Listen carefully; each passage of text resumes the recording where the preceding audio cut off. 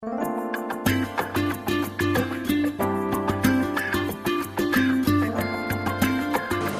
setelah kita akan memikirkan bagaimana tentang seri yang kita pikirkan mengenai wanita bermahkota. Apa yang kita maksud dengan wanita bermahkota adalah, pertama, istilah wanita bermahkota dipakai. Wanita punya mahkota itu selalu melambangkan queen atau ratu, kan begitu ya. Maka kalau wanita bermahkota artinya dia mempunyai mahkota. Kita tidak sedang berbicara mahkota dari diamond. Kita tidak sedang berbicara mahkota itu adalah mahkota emas atau apapun itu, dan mahkota kerajaan, bukan. Tapi kita lagi bicara mahkota di mana wanita Kristen memang harus bermahkota tentang dirinya, moralnya, ya, intelektualnya, tapi paling penting tentu spiritualnya kayak apa, mentalnya bagaimana, sehingga wanita itu tahu menempatkan dirinya. Kalau disebut ya wanita bermahkota itu seperti ratu, pasti ratu nggak sembarangan berpakaian. Ratu mau makan mau minum aja ada aturan. Sendok dimulai dari mana, ditaruh seperti apa, semua ada. Tata krama. Bagaimana wanita Kristen itu punya tata krama? Nah, ini perlu. Tapi bagaimana kita punya tata krama kalau kita tidak mengenal siapa diri kita, siapa saya? Nah, ini menjadi penting. Karena itu yang pertama kita melihat dulu ya, pemahaman wanita sebagai seri yang pertama. Wanita itu bukan pria. Ini kalimat yang mungkin terdengar bodoh ya. Ya iyalah, siapa bilang wanita itu pria. Tetapi pernahkah kita mengerti banyak wanita seperti pria dan merasa pria? Itu persoalannya. Sehingga kalimat wanita bukan pria ini sebetulnya adalah peringatan keras. Wanita, kamu wanita bukan pria. Sebaliknya juga begitu kalau kita bicara pria, kamu pria bukan wanita. Kok cekin begitu sih? Kok nggak ngadepin persoalan, kok nggak bisa menyelesaikan dan seterusnya. Hakikat pada diri wanita ada keunikan, pria ada keunikan. Keunikan itu harus menjadi milik tiap gender dan hidup dalam keunikannya itu. Ya. Sehingga kalau kita berkata wanita bukan pria, seringkali memang wanita ada di situasi dua titik. Kalau dia dianiaya, ditekan oleh laki-laki, kita sebut diskriminasi. Itu menjadi banyak isu, KDRT dan seterusnya. Ya. Di negara maju KDRT berkurang. Karena ada hukum yang melindungi mereka dan mereka tahu hak hukumnya. Ya, di daerah timur itu masih tabu, ya, KDRT itu masih bergerak, ya. Yang kedua, kalau kemudian wanita itu melawan dan tidak mau diskriminasi, dia bablas, jadi namanya emansipasi. Terjadi kompetisi pria dan wanita, persamaan hak sampai persamaan peran, mengakibatkan perubahan tadi, sehingga wanita dan pria sekedar jenis kelamin. Ini wanita ya kelaminnya wanita, ini pria kelaminnya wanita, pria gitu kan ya. Tapi tidak lagi ada keunikan pada dirinya. Karena emansipasi mengakibatkan pelompatan yang cukup menakutkan. Ya. Misalnya pria menjadi kesemsem lembut tak karu-karuan, yang wanita angkat besi dan membanting suaminya, misalnya begitu. Lalu kita menghadapi ini fakta. Ya. Oleh karena itulah perlu sebuah kehati-hatian dalam kita mengerti realita yang seperti ini. Mari kita melihat apa sebetulnya yang menjadi perbedaan dasar pria dan wanita.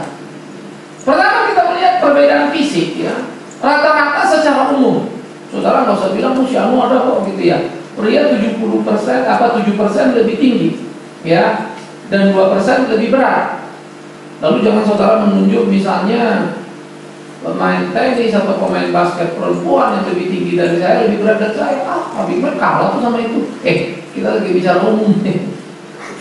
Ya, karena juga ada pemain basket yang lebih tinggi dari si perempuan itu dan lebih berat dari perempuan itu. Secara rata-rata, secara umum, makanya pria 7% lebih tinggi.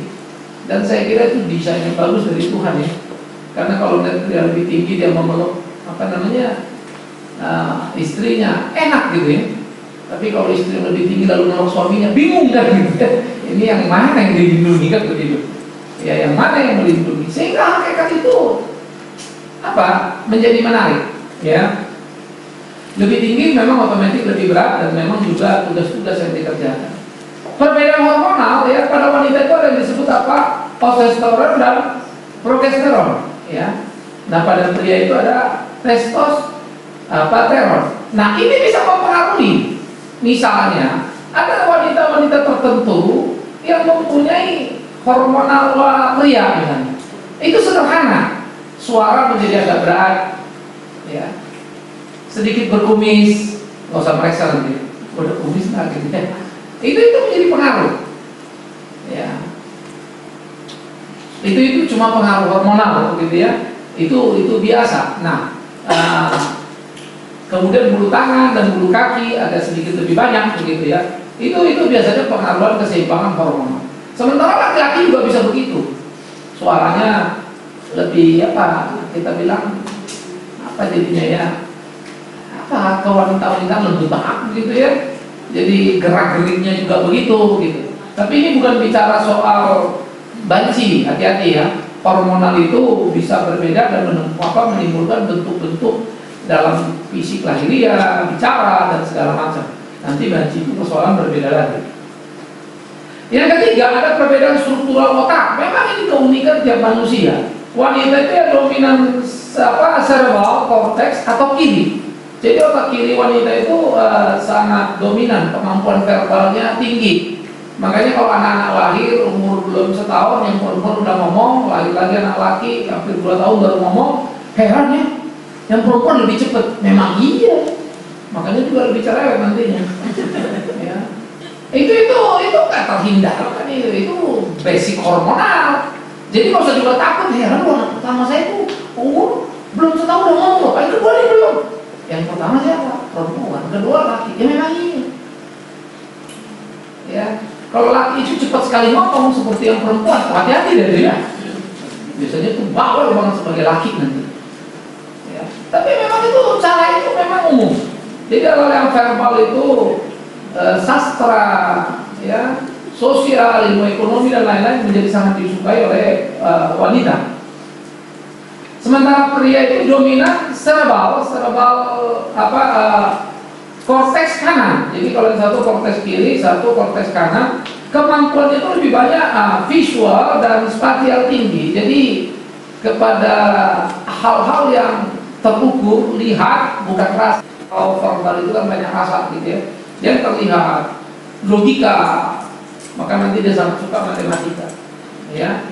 Nah, ini akan terlihat sekali. Nah itulah sebab bagaimana kita bisa melihat bagaimana perbedaan emosi pada laki-laki dan perempuan itu berbeda. Jadi memang nggak sama.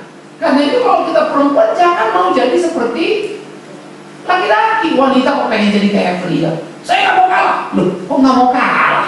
Justru kalau kamu wanita mirip pria dan makin mirip, akhirnya mirip beneran, itu namanya kamu udah kalah. Kamu udah kehilangan kerajaan kewanitaan. Jadi banyak sekarang orang menjadi bodoh, menghilangkan kerajaannya, keunikannya, keunggulannya, dan berpikir dia pemenang padahal dia korban. Tapi zaman sekarang begitu. Sehingga jangan heran kalau menemukan wanita preman dan tukang pukul juga. Ya, nggak usah juga heran kalau ketemu pria kelemah, kita bingung.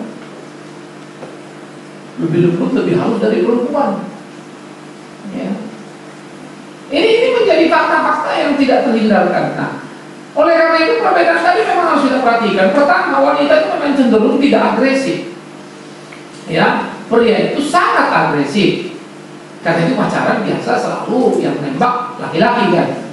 Saya selalu bilang sama anak laki-laki, kalau perempuan yang tukang tembak itu memang perlu hati-hati. Ya. Nah, makanya anak perempuan itu juga mesti kita didik dan kita latih. Ya. Bagaimana dia menempatkan nilai diri pada dirinya supaya jangan kemudian dia terjebak menjadi salah, gitu. Ya. Nah jadi nilai-nilai seperti ini perlu ditumbuh kembangkan. Tetapi perubahan zaman, perubahan tataran nilai bisa membuat segala sesuatu itu berubah dan berganti. Itu cukup menakutkan juga. Ya. Karena itu perlu sekali kehati-hatian dari kita untuk memperhatikan ini. Ya. Yang kedua, wanita itu tidak bebas, sementara pria itu sangat bebas. Artinya begini, ruang gerak. Kalau laki-laki kita lihat mau lari, mau lompat, jadi agak pusing kan gitu ya. Tapi wanita kan kudu hati-hati banget. Ya. Berpakaian pun pria cenderung lebih biasa. Itu pengaruh dari tataran emosinya. Wanita itu tidak seperti itu. Sehingga wanita itu dia cenderung lebih tertutup ya. Sementara yang pria itu lebih terbuka, lebih berani menyatakan perasaannya kan begitu ya. Yang ketiga, wanita itu sangat emosional, pria itu tidak emosional. Dengan mudah kita melihat kalau ada kesedihan, siapa yang duluan nangis? Perempuan. Baru laki-laki nyusul kan gitu ya. Kalau sampai perempuannya tegar, lakinya duluan nangis, agak ragu juga gitu. Ya, ini ada apa ini kan begitu. Apalagi kemudian lakinya nangis meraung-raung. Nah, wanita itu begitu emosionalnya, mudah sekali untuk marahnya, tetapi begitu juga pula nangisnya. Ya. Kalau dia memendam, menahan, selalu menjadi efek yang muncul pada masalah-masalah yang lain lagi. Ya, itu lebih kepada penguasaan diri. Tapi wah, emosionalnya udah bergolak. Nah, makanya kemudian dikatakan wanita sangat emosional, sementara pria tidak terlalu emosional. Bukan berarti nggak ada emosi ya. Harus hati-hati juga. Yang berikut, bagaimana wanita itu sangat subjektif, tapi kalau pria itu objektif. Pengaruh tadi otak kiri, otak kanan tadi ya, jadi cerebral cortex kiri ataupun cerebral cortex yang kanan itu mempengaruhi kepada tataran nilai yang muncul, sehingga subjektif dan objektif itu mewarnai kehidupan dari wanita maupun pria. Itu sebab wanita begitu subjektivitasnya tinggi, melihat orang bisa berpikir macam-macam. Yang laki-laki nggak pikirin, lalu laki bilang, kenapa sih lo pikirin begitu? Lalu bisa ribut. Ya. Sehingga kita seringkali ribut sebetulnya, apalagi hubungan suami istri, karena awalnya nggak prinsip. Tetapi memang itu basis yang seringkali tidak terhindarkan. Ya. Nah, karena itu kita jangan juga terlalu hanyut, ya emosional bagus, tapi mesti di manage kan begitu. Subjektivitas oke untuk kepekaan, tetapi harus betul-betul serius kan.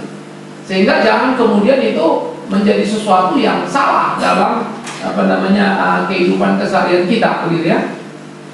Nah, jadi ini yang kita mesti pikirkan, bagaimana sebetulnya memainkan peran itu dengan tepat ya.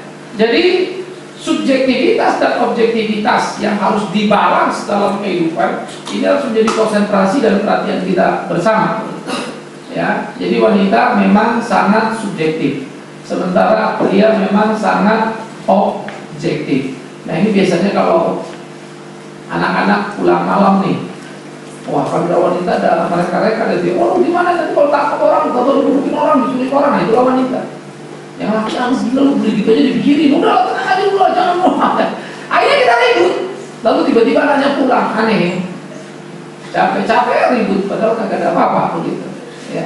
Sehingga kemudian sudah ribut capek-capek, tetapi anak itu pulang, memalukan sekali. Ya. Mestinya tidak terjadi hal-hal yang seperti itu, ya, tetapi itu seringkali. Sehingga banyak sekali sebetulnya perdebatan-perdebatan terjadi di dalam rumah tangga, lebih karena tidak kita sadari perbedaan hormonal tadi. Nah, bagaimana kita mesti masuk ke titik tengah, itulah pentingnya. Nah, makanya kita belajar ini untuk kita ngerti bahwa tidak menjadi mudah begitu ya, bagaimana menyeberangi perbedaan yang ada. Tetapi perbedaan diperlukan sebagai keunikan dua sisi untuk saling mengisi. Ini unik. Itu sebab dikatakan pernikahan adalah milik orang dewasa. Kalau anak-anak dia tidak peduli, dia maunya dia. Maka anak-anak selalu ribut, rebut mainan, rebut apa segala macam. Tapi kalau orang dewasa nggak begitu. Ya, maka kita belajar untuk menjadi dewasa dalam kehidupan kita. Ya. Yang berikut kita melihat saudara, bagaimana wanita itu digambarkan menjadi seorang yang sangat submisif begitu ya, tunduk atau lebih cenderung taat atau mengiyakan ketimbang laki-laki yang dominan. Ya, laki-laki itu dominan memang ternyata bagiannya dia. Jadi seringkali mereka lebih menguasai, mengatur begitu kan. Nah, hal-hal begini terjadi pada diri pria. Jadi kalau kalian bilang misalnya, oh dasar laki-laki mau menang sendiri, itu memang hakikat diri dia. Ya. Tinggal yang mau menang sendiri itu apakah kemudian dia menjadi menggila dan gelap mata, itu persoalannya. Tapi kalau pada tataran normal itu bukan masalah. Justru kalau laki-laki itu nggak terlalu ada jiwa ngototnya, biasanya tanggung jawabnya juga lemah. Itu selalu ada unsur begitu ya. Leadershipnya itu cenderung lemah. Jadi ada konsekuensi-konsekuensi yang akan terjadi, ya. Nah, kalau perempuan bisa bisik, ya udahlah, daripada ribut udah iya. Sebetulnya memang itu ada satu bagusnya ketika si pria ngomong terus, kalau si wanita diam, pasti diam sendirinya. Tapi karena tataran nilai, lalu si wanita melawan, lalu ribut, makanya seringkali keributan panjang. Ya, karena wanita juga melompati hakikat dirinya yang bisa submisif tadi. Emangnya aku takut, aku juga berani. Nah, tataran nilai yang ada di luar itu yang merusak sebetulnya siklus kehidupan yang semestinya, baik pria maupun wanita. Kita terjebak pada tataran nilai yang berlaku modern sekarang ini. Cara-cara berpikir tidak salah, sehingga kita tidak lagi Kristiani sebetulnya. Ya, ini bahaya sekali. Nah, kemudian wanita itu tadi karena memang dia cenderung otak kiri, ya, dia tidak menyukai matematik dan sains, tapi lebih kepada sastra begitu ya, ataupun ilmu-ilmu sosial. Sementara pria sangat menyukai matematik dan sains karena itu logika, objektivitasnya tinggi, ya. Tapi kalau sastra itu rasa atau subjektivitasnya tinggi begitu. Nah, wanita tapi kemudian menjadi tidak adventur. Sementara pria itu sangat adventur, pergi keluar menjelajah, melihat, mengetahui dan belajar. Ya, dia akan bisa berhenti. Kalau wanita cenderung udahlah, ngapain lah gitu ya. Maka kalau wanita diajak jalan, sedang tikus pasti dia ribut. Mendingan jalan raya, dan jauh juga pokoknya jalan raya aja. Nggak mau dari situ kan gitu. Jadi kita kadang-kadang kalau jalan pun bisa ribut. Ya, mau lewat mana? Mau jalan dari mana? Pria itu adventur. Kalau kita secara umum ya, kalau bawa mobil jalan jelek itu exciting, asik nih, keren gitu ya. Buat wanita itu jadi masalah. Waduh, bahaya ini. Karena yang men-challenge laki-laki dan menjadi nice menjadi malapetaka bagi perempuan. Nah, itu di mobil kita bisa ribut seharian gitu ya.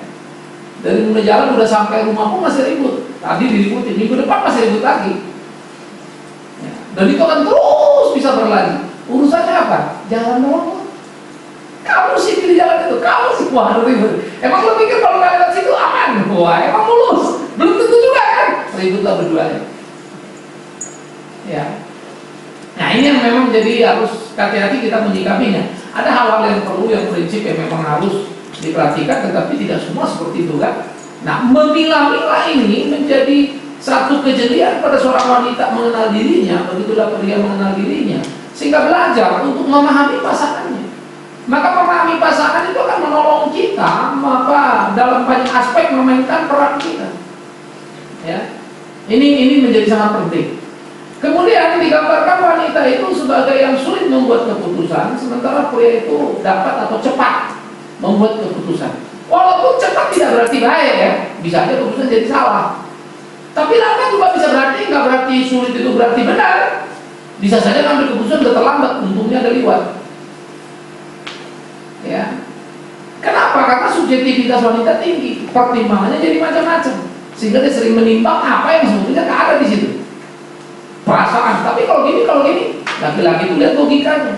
Satu sama satu pasti dua, begitu, begini pasti begini. Padahal ada kemungkinan sih nggak begitu, karena ini bukan matematik hidup ini kan. Matematika kan nggak selalu seperti yang hidup ini kan nggak seperti matematika yang pasti.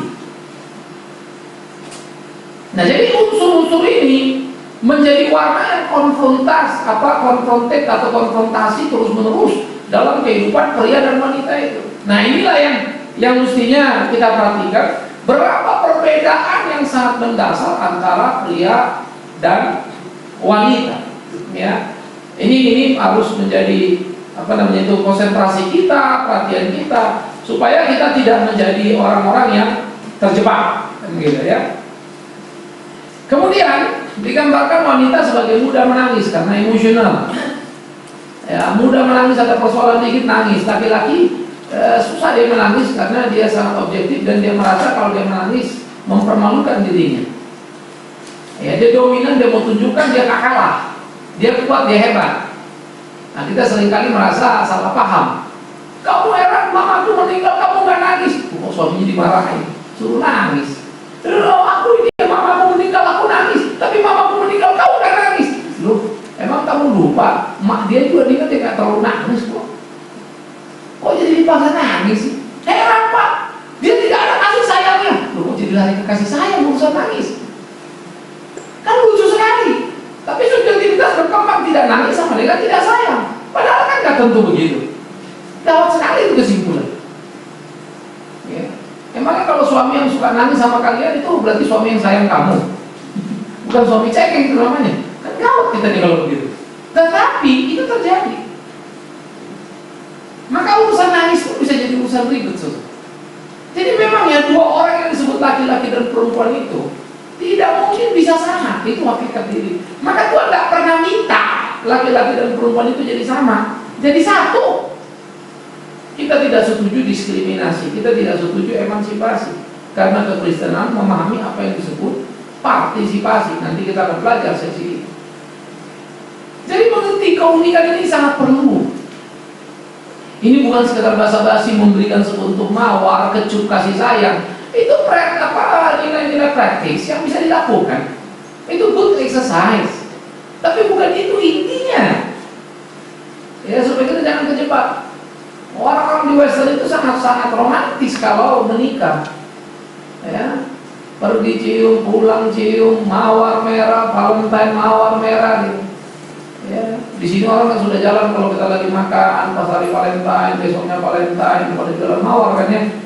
Tawarin. Kalau di Eropa pada beli semua lalu kasih pacarnya. Saya ditawarin, saya bingung buat apa. Gue lagi makan kan.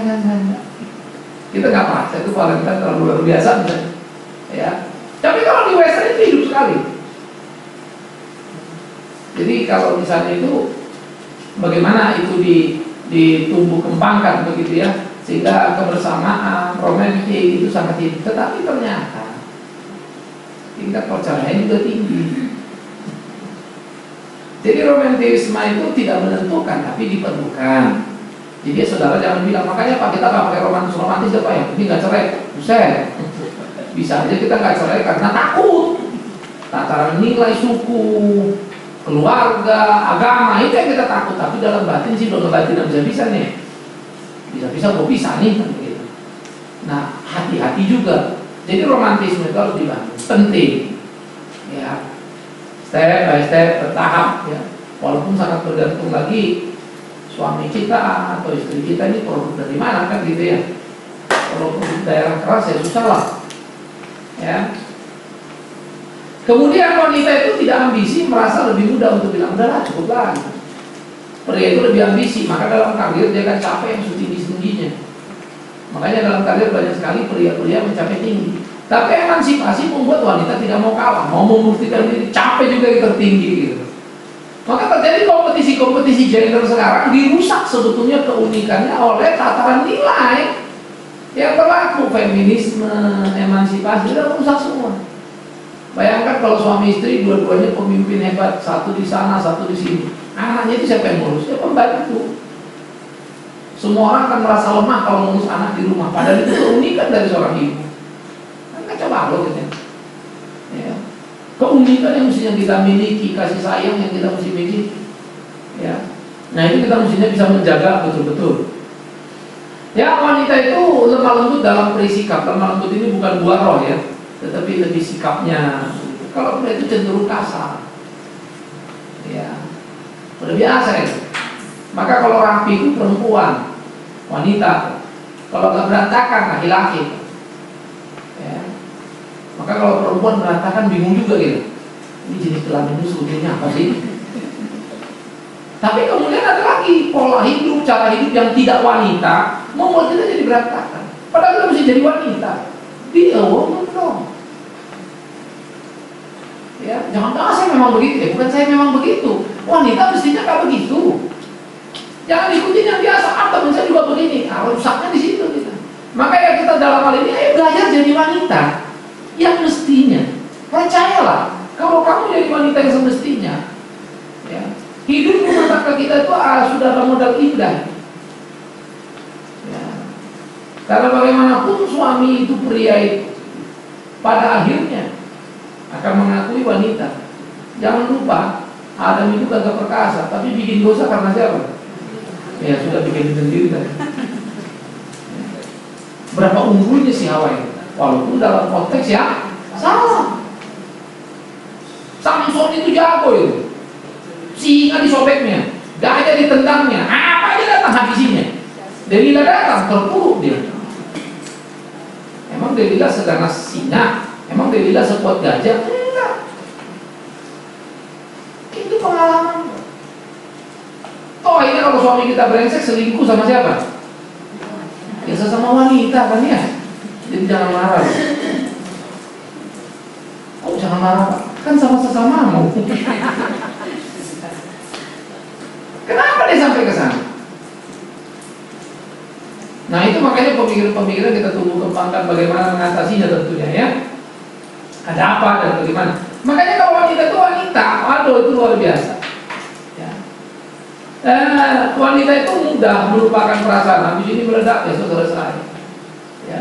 Laki-laki logikanya jalan. Bukan datang, tapi sorry kemarin dia begini. Makanya yang membohongi wanita paling enak.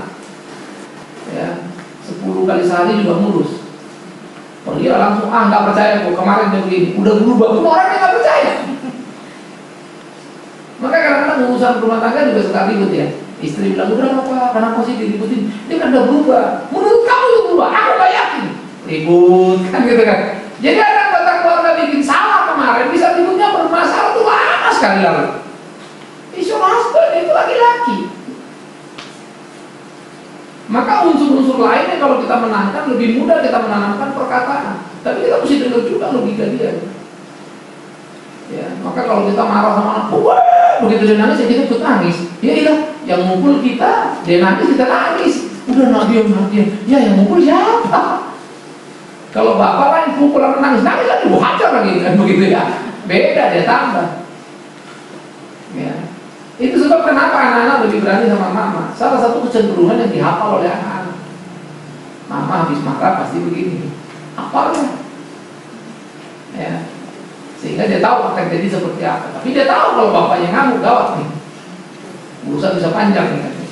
Itu sebab nilai-nilai yang kadang-kadang kita nggak perhatiin, tetapi itu mempunyai pengaruh yang besar. Nah sekarang kita melihat bagaimana permudahan emosi antara pria dan wanita dipengaruhi oleh perbedaan hormonal, perbedaan dominan verbal korteksnya apa korteksnya begitu ya. Bagaimana hal-hal itu menjadi satu hal-hal yang menjadi keunikan sehingga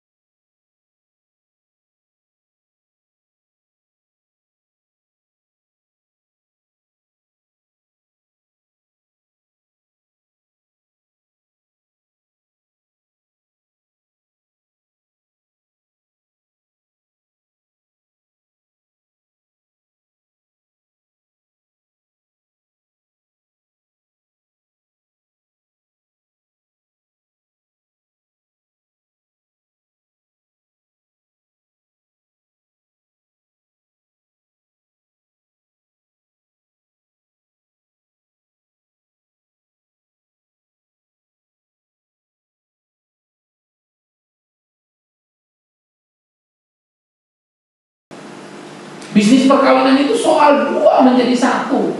Itu bisnis besar. Kalau ini dua jadi satu, pengertian kuat, ekonomi itu akan mengikuti.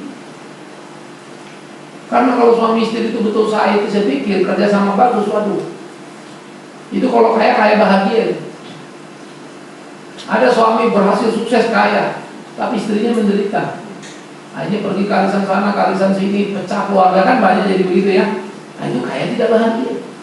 Kaya bahagia itu jadi mungkin kalau berhasil membangun kerajaan tadi, komunikasi, kesatuan tadi, pengertian tadi. Kalau nggak repot kita. Ya. Nah, sekarang apa wanita menurut Alkitab? Kita sudah lihat dari struktur psikologinya, gitu ya. Maka secara teologis digambarkan wanita itu adalah wanita seorang penolong. Di dalam Kejadian 2 ayat 18, tidak baik kalau pria itu hanya seorang diri, maka diberilah seorang penolong, kan begitu. Nah, siapa yang disebut penolong adalah wanita. Maka kalau penolong harus dipahami betul. Ya, penolong bukan penolong, penolong bukan perongrong. Maka kalau wanita merongrong, wanita menodong, ya buyar itu rumah tangga. Enggak ada hebatnya nih. Suami kita itu menjadi orang-orang yang sakit sebetulnya. Tidak lagi bisa tampil sebagai seorang pria, kita merusaknya. Anak-anak bisa tidak respect pada dia, kita yang merusak. Maka itu perlu hati-hati sekali. Makanya berumah tangga suami istri bukan menang kalah. Ya, kalau menang kalah cuma satu, ya bubar semuanya. Nah, maka seorang penolong adalah dia melihat apa sebetulnya menjadi kelemahan pada suaminya. Disitulah peran dia. Pria kerja, pulang misalnya stres berat dalam urusan bisnis kantor, disitulah wanita meneduhkannya. Tapi jangan dia sudah pulang stres berat lalu kita timpa lagi dengan persoalan di rumah, kelahir. Ini begini, kamu gak pikirin, buat ribut lah semuanya. Akhirnya kita ribut lagi. Heran Pak, saya cuma ngasih tahu urusan rumah tangga, dia gak mau tahu, marah-marah. Loh, cari tahu kenapa? Tanya suaminya, kamu katanya ditanyain urusan rumah tangga, marah-marah, anak dilapor. Iya Pak, dia nggak lihat saya. Saya mau jumpa Intan, gak gila saja saya udah bagus. Ini malah seperti itu, bukan tanya kenapa atau apa. Istri apaan itu, gak mau tahu persoalan suami. Kacau. Banyak sekali keributan yang pernah saya tangani di dalam konseling. Ya ampun urusannya kecil-kecil, bukan urusan prinsip, tapi lama-lama menumpuk menjadi sebuah pola. Kalau berkali-kali begitu, rasa percaya udah hilang. Nah, apa aja jadi ribut.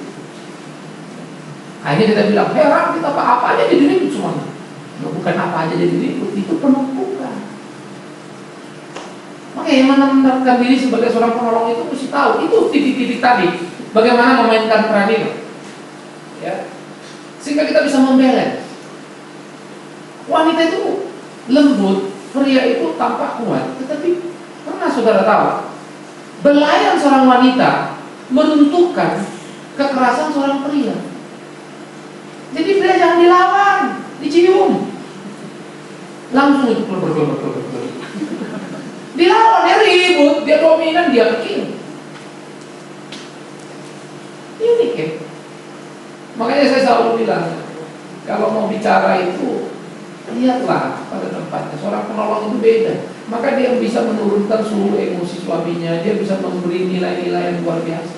Suaminya ada malas pun aku kerja, udah apa? Memang gak gampang, tapi cobalah. Ya, itu sebab suami pulang, istri yang baik selalu menolong untuk meredakan emosi dengan membuatkan teh, membuatkan kopi. Maaf ya saudara. Ya, secapek apapun kalian, tidak cukup alasan untuk tidak apa, untuk mengabaikan suami. Misalnya dia mau minum kopi, mau minum apa. Sekarang banyak semua pembantu yang kerjakannya. Karena itu jangan lupa, kalau nggak usah heran kalau suami salah masuk kamar ya. Karena dia nggak jelas. Kan saya capek Pak. Nah itulah repotnya. Hanya kita sudah mulai mencari persamaan hak. Dia capek, saya juga capek. Kan ada pembantu. Lupa gitu. Ada hubungan suami istri nggak bisa diganti siapa. Bahwa kita nyuruh pembantu bikin, kamu saja. Mbak kalau bikinin bapak minum, bagus kan? Tapi kan kita hadir di samping.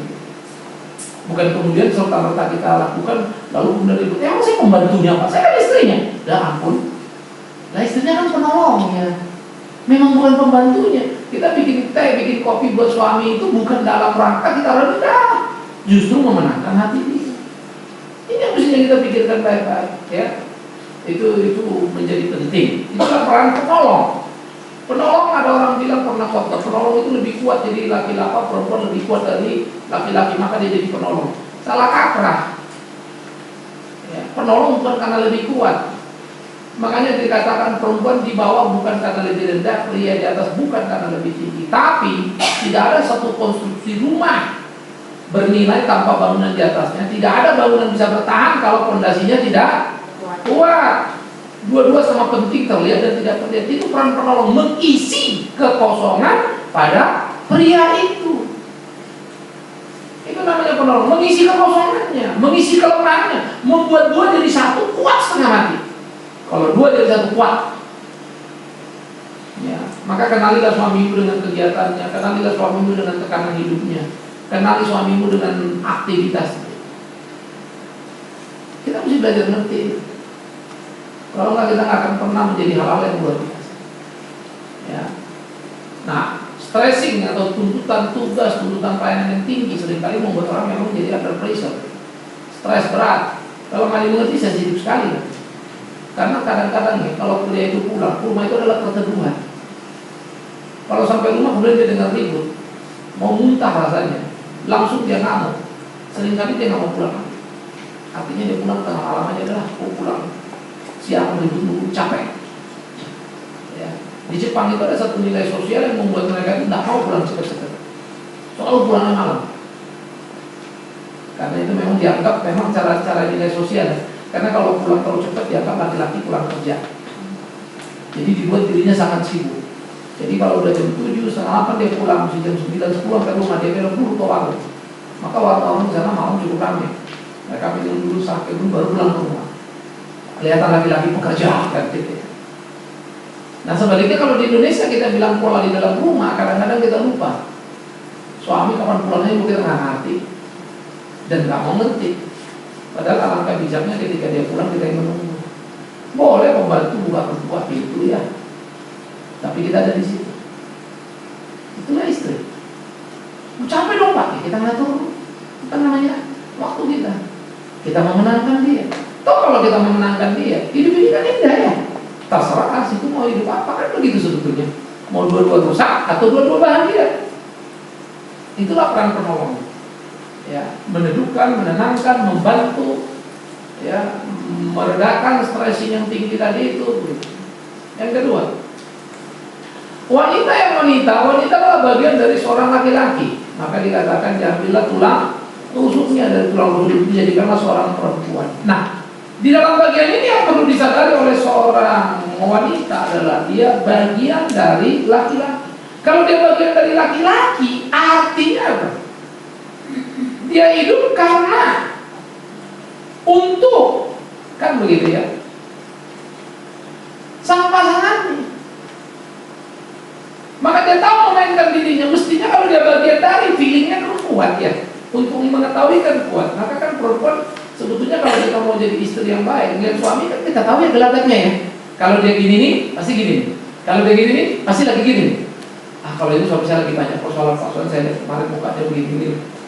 Oh ibu hafal ya? Waduh saya kenal banget suami saya. Kalau gini dia pasti gini, kalau gini jangan ngomong dulu deh Pak. Bagus ya? Bagus kan? Ya. Saya paling respect kalau ada ibu-ibu yang mengerti seperti itu. Ada satu kasus orang sama satu orang lalu minta tolong saya. Nah, suaminya ini gak gampang diajak ngomong, istrinya lebih mudah, saya telepon istrinya. Ada case begini-begini, betul apa enggak? Saya sih coba mau lagi pikir, kalau memang bisa ditengahin ya kita tengahin. Kalau enggak ya jangan. Gimana? Dia tahu gak sih? Oh tahu Pak. Terus menurut itu gimana? Pak jangan ngomong ya. Bapak jangan ngomong, apalagi saya itu gak mau ngomong. Kenapa? Karena kemarin dia marah-marah urusan. Kelihatannya yang sebelah sana juga gak beres. Daripada nanti salah paham Pak. Tapi saya kalau jangan kadang-kadang lupa semuanya. Ini aja. Ya good, bagus. Thank you. Saya gak akan terusin. Ya selesai.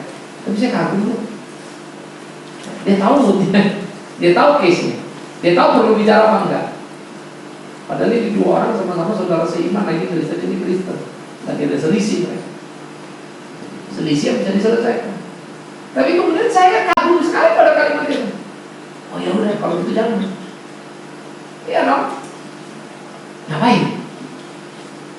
Nah, jadi dalam bagian-bagian seperti itu kita perlu menempatkan diri dengan jeli, dengan tepat ya. Nah, itulah sebab kemudian wanita itu sangat peka pada pasangannya, pada suami. Dia tahu tuh, karena dia bagian dari suaminya secara teologis tadi. Ya. Nah, ini yang menjadi sangat perlu untuk kita pikirkan. Jadi dia bukan musuh suaminya gitu, dan suami itu bukan malapetakannya gitu ya. Nah, ini yang kita mesti perhatikan pelan-pelan. Yang ketiga, wanita adalah seorang yang rela tunduk. Ya. Tunduk bukan takluk ya. Itu dua hal yang berbeda lagi. Tunduk adalah respect yang ditunjukkan. Kalau takluk adalah ketakutan dan ketidakberdayaan terhadap pasangan. Takluk deh, tepung lawan dari butagi, hubungan dah, pukul diam aja dah. Mantap diceraiin nanti gue kagak punya duit lagi, padahal duit dari suami semua misalnya. Kan suami itu bisa jadi jagoan karena uangnya banyak, karena kekuasaannya dan segala macam. Istri jadi takluk. Beda ya. Istri bisa tidak takluk. Tunduk. Tunduk kenapa? Respect. Tunduklah untuk mendapatkan kasih suami. Saya udah tunduk pak. Udah berapa lama tunduk? Udah 3 bulan. Saya kagak ada batasnya ya. Kadang kalau kita memenangkan pasangan kita itu setahun, 2 tahun, 10, 20 tahun atau dekat mau mati malah. Tapi itulah hidup. Itulah misteri hidup yang memang jujur aja saya harus bilang dulu nggak gampang. Kadang-kadang saya juga bisa ngomong tapi ngeliat orang kesakitan saya juga bingung. Tapi nggak mungkin saya mengurangi kebenaran. Nggak mungkin saya merubah kebenaran. Ya, ini nggak gampang. Jadi rela tunduk ya, bukan takluk. Ini penting ya. Kalau takluk itu lebih karena ketakutan, tekanan kiri kanan yang membuat kita kemudian tidak berdaya. Yang berikut, wanita itu adalah takut akan Tuhan dan berperilaku terpuji. Saudara kalau membaca Amsal 31, 1 Petrus 3, waduh indah sekali digambarkan tentang wanita itu. Wanita yang terpuji akan membuat suaminya naik harga diri. Karena orang akan ngomong, waduh istri lu hebat. Wah ibu itu luar biasa. Suaminya adalah wow. Kan begitu kan? Kenapa begitu? Karena di kampung itu berperan relasi kiri kanan itu selalu digambarkan adalah perempuan. Maka kata-kata kita akan mempunyai nilai yang sangat luar biasa dampaknya. Kalau kita seringkali mengeluarkan kata-kata yang bagus, menghibur banyak orang kenal kita menjadi wanita yang luar biasa, itu kebanggaan luar biasa bagi suami. Suami itu kan lebih ke, wah suaminya hebat itu, orang berhasil. Kan judulnya beda.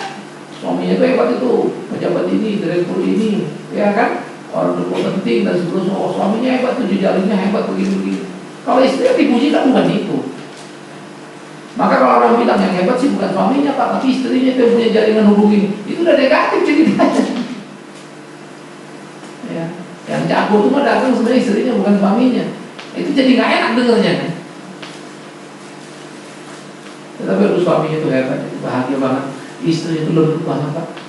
Aduh udah orang yang cantik pak, ada hati, pada berduit, waduh hebat tuh pak. Orang langsung datang, waduh ini punya istri bahagia banget. Mungkin semua laki-laki ngantri kan terus ngomongnya, gimana sih caranya bini gue di rumah aku harus terlepas lu katanya. Satu lagi bilang macan, satu lagi bilang ini, satu lagi bilang itu. Ngeri. Gimana? Ternyata istri yang luar biasa itu telah menimbulkan satu kecemburuan dalam tanda petik. Sampai orang pengen melihat seperti itu. Nah itu sebab saya bilang ya, wanita takut akan Tuhan dan berperilaku terpuji, dia akan menjadi wanita yang luar biasa. Kemudian yang kelima, kita melihat wanita itu seorang yang feminin. Ya. Ada anak-anak tomboy, tapi lebih sebetulnya kebijakan mendidik anak yang salah kaprah.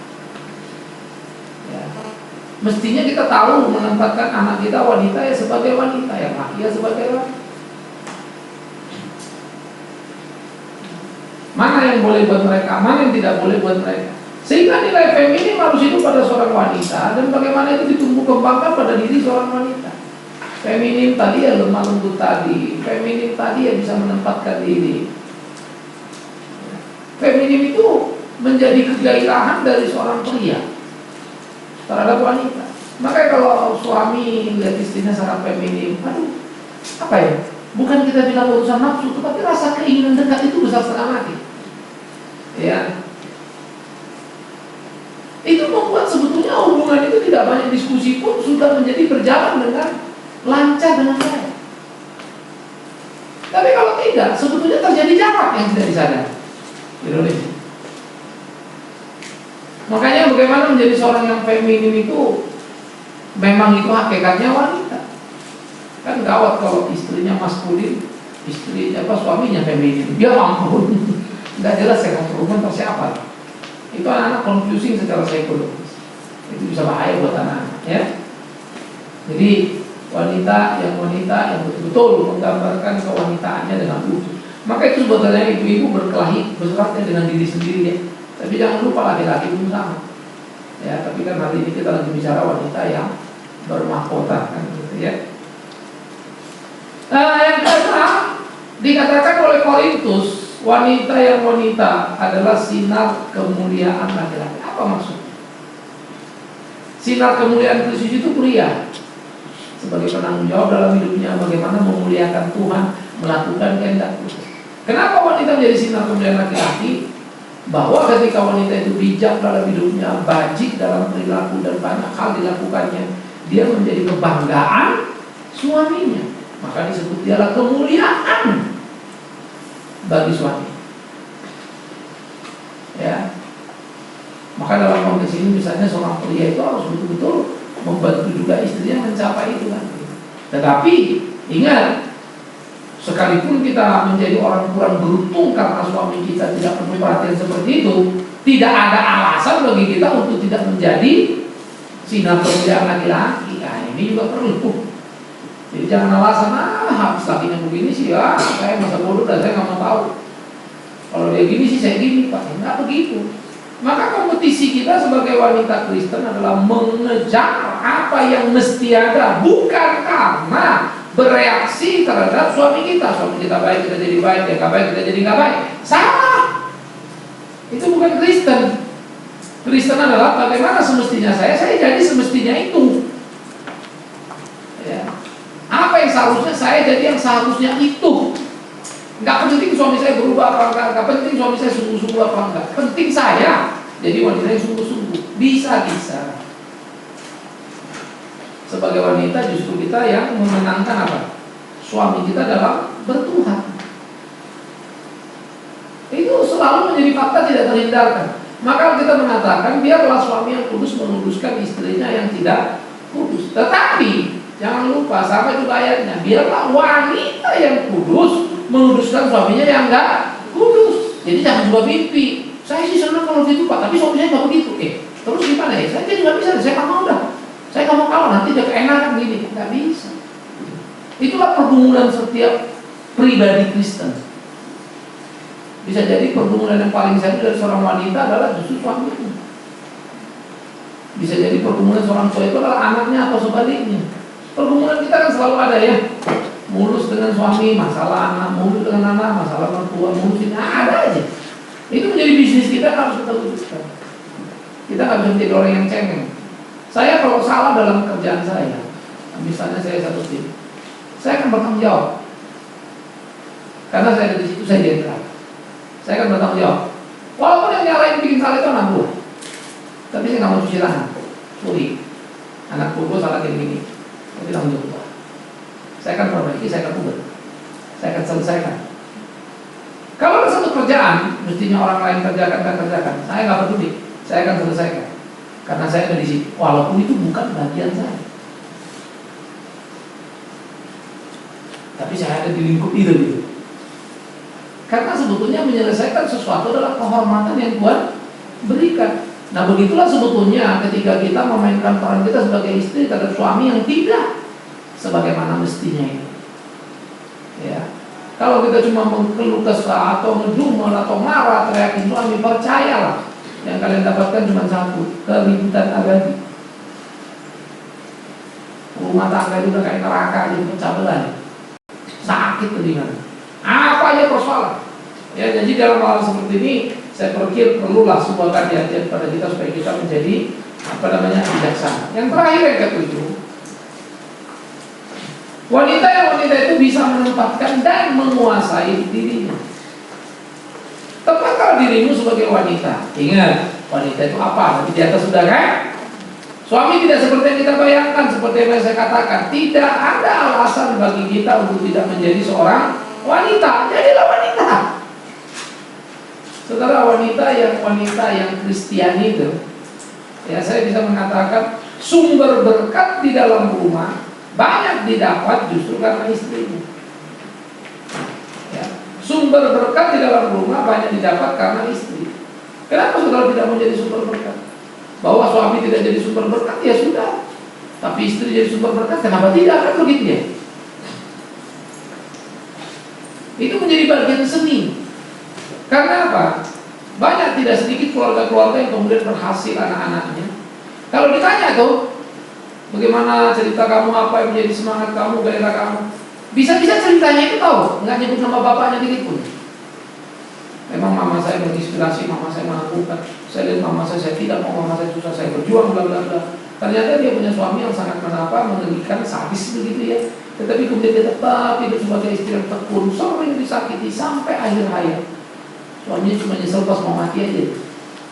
Suli depak mati. Suli apa lagi? Ya. Tetapi anak-anak belajar sesuatu yang berbeda. Jadi waktu ditanya, Allah tahu mana ada. Bagaimana ayah itu? Tolong jangan diskusi soal KTT. Dengan segera kita bisa menangkap. Mamanya sudah jadi figur yang mamanya sudah membentuk anak itu pada nilai itu. Ini perhubungan kehidupan kita. Nah karena itu jangan pernah menganggap neraka ketika suami tidak seperti yang kita harapkan. Masih ada harapan-harapan lain yang bisa kita wujudkan. Minimal orang luar tahu kita wanita yang benar dan mereka menaruh hormat pada kita. Kadang-kadang sakit ya, suami tak bisa menghargai, menghormati kita.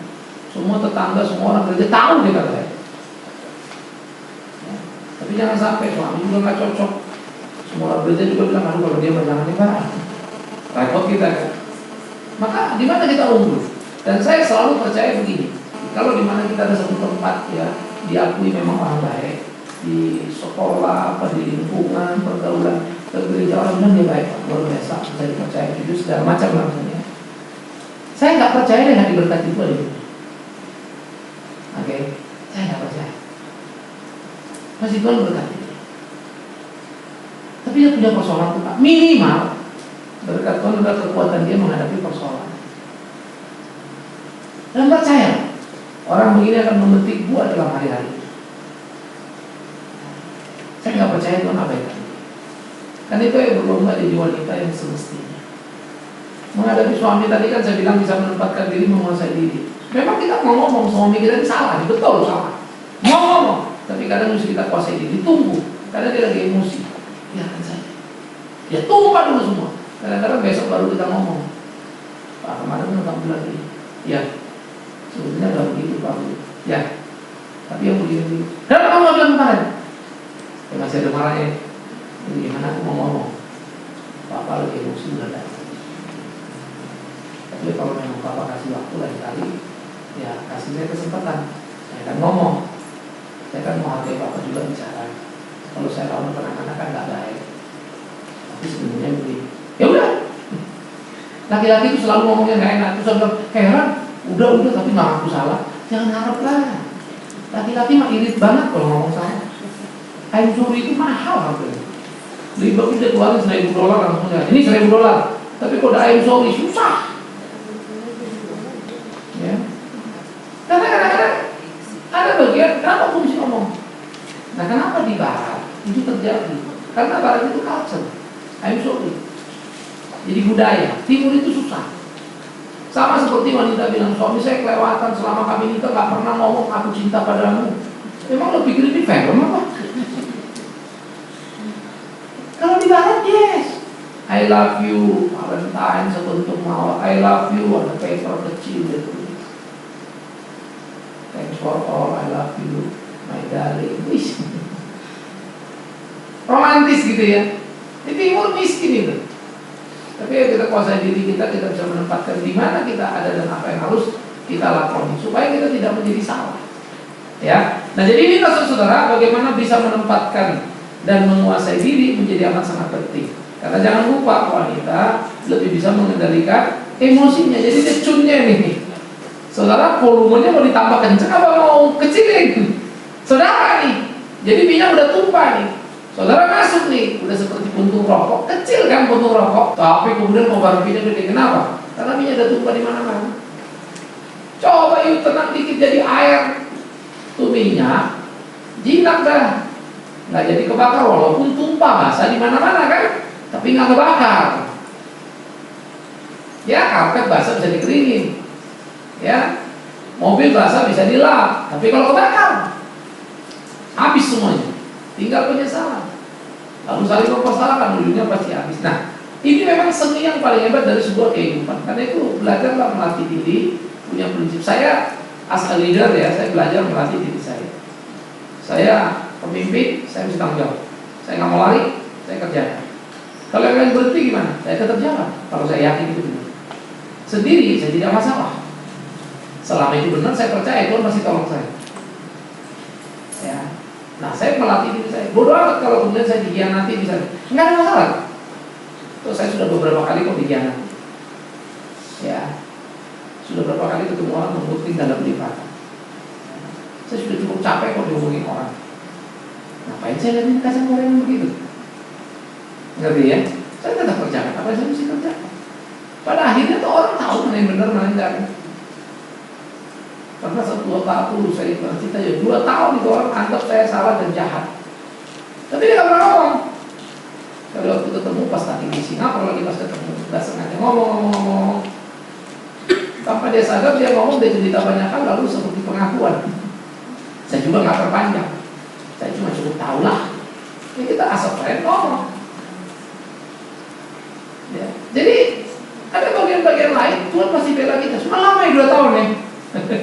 Ternyata saya cari-cari, nggak tahu tuh beritanya sampai kemana aja. Tapi saya nggak pusing, toh akhirnya Tuhan juga yang beresin kan gitu kan. Malah orang itu jadi respect tinggi karena pertama udah merasa salah. Ternyata saya nggak seperti yang dia duga dan dia tahu kerjaan saya, karena saya tambah terus berjalan dan benar. Dan dia kemudian respect, oh iya sebenarnya Pak Bima yang benar. Simpel. Begitulah kita pada suami kita. Tapi jangan pikir ini urusan seminggu 2 minggu, setahun 2 tahun, panjang ini. Ya. Dan paling tidak dalam pernikahan kan kita bilang ketika bisa bersama dengan suami udah berapa tahun. Ya, tetap lewat itu kan anugerah Tuhan ya. Nah, tinggal bagaimana kita mempoles bagian kita mainkan untuk menggapai nilai maksimal dalam berumah tangga. Oke. Saya stop sampai di sini di dalam wanita bermahkota seri yang pertama ini. Sekarang kita masuk dalam panel diskusi kita, begitu ya.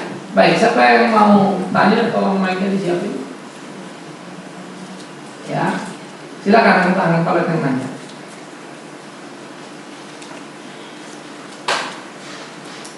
Nanti handout-nya diatur yang ditulis supaya di copy beberapa nanti ya. Saudara tetap catat, nanti pulang minta handout supaya dibuat oleh ketua nanti di copy siapa-siapa yang perlu. Semua lah satu orang satu ya. Ya, siapa yang mau nanya silakan. Saya mau tanya Pak. Tadi yang poin ketiga. Jadi seorang yang rela tunduk. Kalau misalnya suami kita benar, mungkin tunduk kan gampang ya Pak. Tapi kalau yang seperti Bapak bilang tadi, suaminya agak-agak bermasalah, sejauh apa kita harus tunduk kepada dia? Tunduk adalah respect, bukan mengiyakan semua yang dia mau. Masa disuruh kita nipu mau kan tidak. Tunduk adalah respect, kita tunjukkan apa yang semestinya. Kita disuruh nipu Pak, curi, mana mungkin aku lakukan yang tak benar. Coba kita pilih aja. Pak, kamu suruh aku nipu, kan nggak begitu. Memang yang dia suruh salah, tapi tidak perlu reaksi kita lalu meledak. Percayalah pasti jadi ribut itu. Percaya pasti itu jadi ribut. Bukan kita bilang mestinya dia ngerti dong, dia nalar dong Pak. bagi dia itu bukan soal nalar, bukan logika lagi. Perintah kok masih taati, itu dominasinya keluar. Istri apaan sih melawan suami? Nggak ada lagi case, padahal case kan case disuruh nggak bener kan? Lupa itu, judulnya cuma satu, melawan suami. Maka bicaralah dengan kelembutan. Karena kalau dia nggak terima, dia tetap marah-marah. Tetapi percayalah dia akan mundur dari permintaannya. Walaupun akhirnya marah. Tapi itu lebih karena gengsi mengakui bahwa memang permintaan dia salah. Tapi dia juga tidak bisa menuntut kita untuk terus melakukan karena kita lembut dengan respek kita bicara. Itu menarik. Kadang-kadang kita bilang aku cuma yang ngomong begitu dia nggak begitu. Enggak, Anda salah. Percayalah itu tidak akan terjadi. Tapi dia tidak akan bilang thank you. Dia akan tunjukkan dasar yang kamu maunya sendiri dia pergi gitu. Tapi akhirnya nggak jadi kan, nggak disuruh kan, nggak kerjakan kan. Tapi dia pergi. Kenapa? Sebetulnya diakui pada dirinya dia salah. Tapi dominasi tadi mau warnai kebiasaan kamu nggak mau kalah. Tapi udah cukup loh buat kita butuh pengakuan. Kita nggak perlu kan bahwa sudah tidak jadi, tidak perlu disuruh, tidak perlu melakukan, itu kan sudah fakta. Nah kadang-kadang kita ini susah, maunya dia ngomong apa lah, nggak usah nuntut sesuatu yang tidak perlu. Kan perlu orang minta maaf, iya perlu. Kalau ketika dia sadar itu memang harus. Tapi kalau tidak kita minta bisa ribut. Lain sama anak. Kalau orang tua mana kan beda ya. Ini kan suami dan istri. Jadi relasi itu juga harus diperhatikan ya. Sehingga satu waktu nanti baru itu akan terjadi ya pengakuan maaf itu atau apa segala macam. Ini kali waktu udah lewat dulu. Ya. Nah itulah seninya. Yang berikut. Nah, belakang.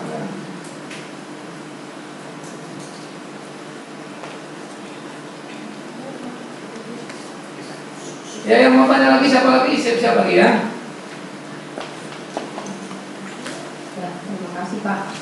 Jadi kita sudah belajar mengenai perbedaan juga emosi antara wanita dengan pria. Yang saya mau tanyakan kepada Bapak, di mana kita seorang istri atau wanita memberitahu kepada pasangan kita atau dia saat di mana dia tuh salah gitu. Kita mau memberitahu. Terkadang kan pasnya kita nggak tahu, dia nggak mau menerimanya gitu. Jadi menurut Bapak tuh gimana gitu. Nah dia lakukan salah gitu, kita tahu kalau dia salah dan kita akan memberitahu. Terkadang dia nggak bisa menerima gitu.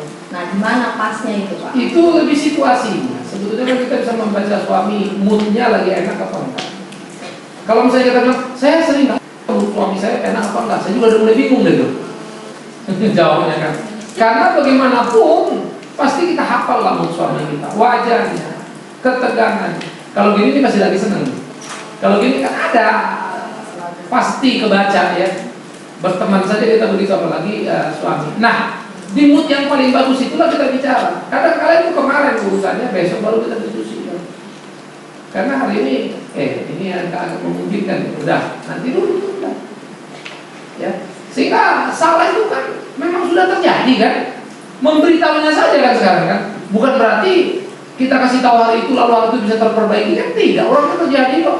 Apa sih susahnya nunggu 1-2 hari supaya tenang dulu baru ngomong. Supaya jangan jadi salah kedua, ketiga dan seterusnya. Orang dia lagi panas kok urusan kasus itu kan begitu. Nah, jadi kita selalu itu yang dibilang tadi, tahu menempatkan diri dan tahu menguasai diri kapan untuk juga bicara yang tepat tadi, tahu juga waktunya. Nah ini yang menjadi pembelajaran penting bagi kita mendesain diri kita sebagai wanita. Ya, nah itulah kemudian menjadi sangat penting dalam hidup kita, dalam pergaulan kita. Sehingga kita punya kepekaan terhadap suami kita ini, tahu moodnya lagi apa. Nah, maka carilah mood yang paling bagus untuk bicara. Yang kedua, seringkali mood itu tidak di meja makan. Tapi pas mau tidur, emang, temen-temen yang ngomong, good night Pak, good night, Ma, ngomong kayak gitu. Papa nggak kecapean, kita habis dulu ngomong. Ya, sembari dia diurut, dia ngomong gitu. Dia lebih terima tuh. Ya. Kadang-kadang enak aja Pak diurutin, buset. Ya terserah si Mbak yang urut. Kan gitu kan. Jadi ada satu kondisi-kondisi di mana kemudian lebih mudah dia untuk ngomong. Dan kalau ngomong, jangan membuat itu menjadi semacam tuduhan. Saya pikir ya, intonasi tiap perempuan kalau ngomong perlu hati-hati. Kadang-kadang antara memberitahu sama memvonis itu beda-beda tipis. Intonasi itu mesti dijaga kalau misalnya. Saya paling akan bereaksi cepat terhadap sebuah intonasi. Saya ini orang media, jadi kalau kalimat nggak terlalu rapi, saya ribut. Jadi kadang-kadang istri saya juga bilang, aduh gitu jadi ributin. Saya udah terlatih misalnya. Apa kamu ngomong, logikanya apa, saya mesti nangkap itu. Saya nggak bisa, bukan maksud saya nggak begitu. Dari tadi pikir dulu kalau ngomong. Jangan ngomong yang kemudian buat saya nggak nangkap. Logikanya kan gini, iya tapi kan maksudnya begini. Saya nggak bisa suruh nangkap maksud orang itu. Nah kadang-kadang saya jadi masalah. Siapa aja kalau komunikasi ke saya, karena masalahnya saya terstruktur. Logika-logika itu saya begitu kuat. Jadi kalau gini gimana? Kalau kita jangan ngomongin dulu. Nah, akhirnya saya jadi masalah juga. Sehingga istri saya mesti belajar juga ngertiin saya. It's me. Maka saya selalu ingatkan, itulah saya. Ya. Nah itulah repotnya tiap suami. Ada suami kita ngomong apa aja udah oke-oke aja ya. Nah, kalau saya keblinger. Ya. Makanya kan kalau kalian lihat kalau tanya jawab saja, saya di dalam PA atau dalam apa suka bilang salah pertanyaan. Orang nanya aja udah salah. Sampai sekarang kan kalau teman-teman di kelompok PA saya selalu bilang, waduh Pak, kita kayaknya nggak pernah bener. Memang lo salah kan? Nanya itu bukan begini, mesti begini. Maksudnya mau kemari kan? Iya, kok tahu? Makanya kan dari sini. Kalau nanya ke sini, larinya ke sini. Iya juga ya. Ya. Jadi saya memang melatih, tapi saya jadi repot dengan cara saya. Bisa nangkap ya? Ada orang tertentu bisa menikmati, nggak sedikit orang juga berasa apa? Pak Bingan ribet amat. Lah aku aja nggak boleh gini, pilihan begini. Aduh Pak, kalau kita bapak kita takut semua mau nyanyi. Padahal saya lagi mau bicarakan logika yang penting. Udah makanya kita belajar nangkap lah maksud tulis mungkin gini. Loh, sebuah lagu mana bisa kita nangkap maksud sih? Ya tertulis apa itu yang kita ngerti. Masa kita mau bilang maksudnya? Itu paksa sih tiap kali lagunya nyanyi penciptanya ada di sebelahnya deh. Maksudnya, besok nanti maksudnya. Ya elah lagu pakai maksud tuh. Nggak final. Nah itu jadi masalah. Nah jadi bicara itu pun harus waktunya dilihat. Cara bicaranya suami kita ini modelnya kayak apa. Waduh kalau sudah kita pegang itu ceputus. Enak sekali. Walaupun dia diam, ingat selalu ya, diam bukan berarti bilang sorry atau thank you dia nggak ngomong. Udahlah, bentuk dia diam itu udah kelihatan ya. Bahwa dia ngakui. Pak, betul nggak? Iya. Bapak udah betul nggak minta maaf? Ribut lagi. Gara-gara harus kita tuntut. Ya kok betul kenapa nggak minta maaf sih? Loh, nggak berarti. Karena ini tadinya dia sudah enak jawab, kita tuntut, itu rasanya dipermalukan, dihina. Padahal kita seringkali kejebak tadi yang saya bilang basa-basi, minta maaf. Bahasa tubuh harus dipahami dalam hubungan itu. Ya, bahasa tubuh harus seperti itu. Jadi ya udah itu deh berarti lah kita. Saya salah. Kalau dilanjutkan itu, ya udah. Itu footnote-nya itu, saya salah dan saya minta maaf. Baca sendiri dah. Ya, tapi nggak akan keluar dari mulut. Itu laki-laki biasa. Ya, tapi biasanya kalau orang-orang pendidikan luar, lama sekolah di luar, I'm sorry itu lebih mudah. Sorry, itu salah. Kalau dia pendidikan di luar, ya, karena mereka terlatih secara kultural. Yang berikut. Ya, sudah jadi nanti ke kanannya. Baik, terima kasih. Saya akan mengkombinasikan antara perbedaan pria dan wanita tadi. Kalau dipikir-pikir kita sebagai wanita ya ini dia yang kita tidak bisa menjadi ratu atau bermahkota gitu ya. Karena kalau dikolaborasikan perbedaan antara pria dan wanita itu tidak ketemu Pak gitu. Karena apa? Disinilah kita bisa menempatkan diri seperti apa yang pembahasan yang terakhir, yaitu bisa menempatkan dan menguasai diri. Jadi akhirnya seolah-olah wanita itu supaya ABS gitu, asal Bapak senang gitu aja ya, supaya tidak terjadi pertengkaran itu yang sering terjadi Pak dalam kalangan istri atau wanita. Jadi sehingga kalau dikolaborasi ini antara perbedaan ini nggak ketemu gitu Pak. Yang suami menginginkan tadi istri subjektif, sementara suami objektif gitu. Jadi kalau saya pikir bagaimana Pak bisa supaya perbedaan ini tadi bisa disinkronisasi dengan tidak terintimidasi tadi gitu. Jadi seringkali kita sebagai wanita terintimidasi Pak, sehingga kita bisa menempatkan diri, ya udahlah daripada Bapak ribut-ribut, asal Bapak senang, kita jadi tertekan gitu Pak. Bagaimana? Sebetulnya makanya dibilang dua orang itu akan meninggalkan orang tuanya dan mereka akan menjadi satu, bukan jadi sama. Jadi tidak perlu kita memimpikan akan ada persamaan tadi. Persatuan, sekarang kalau saya bilang perempuan sama perempuan kalian gak berteman, emang sama semua? Punya teman baik gak? Halo? Emang sama?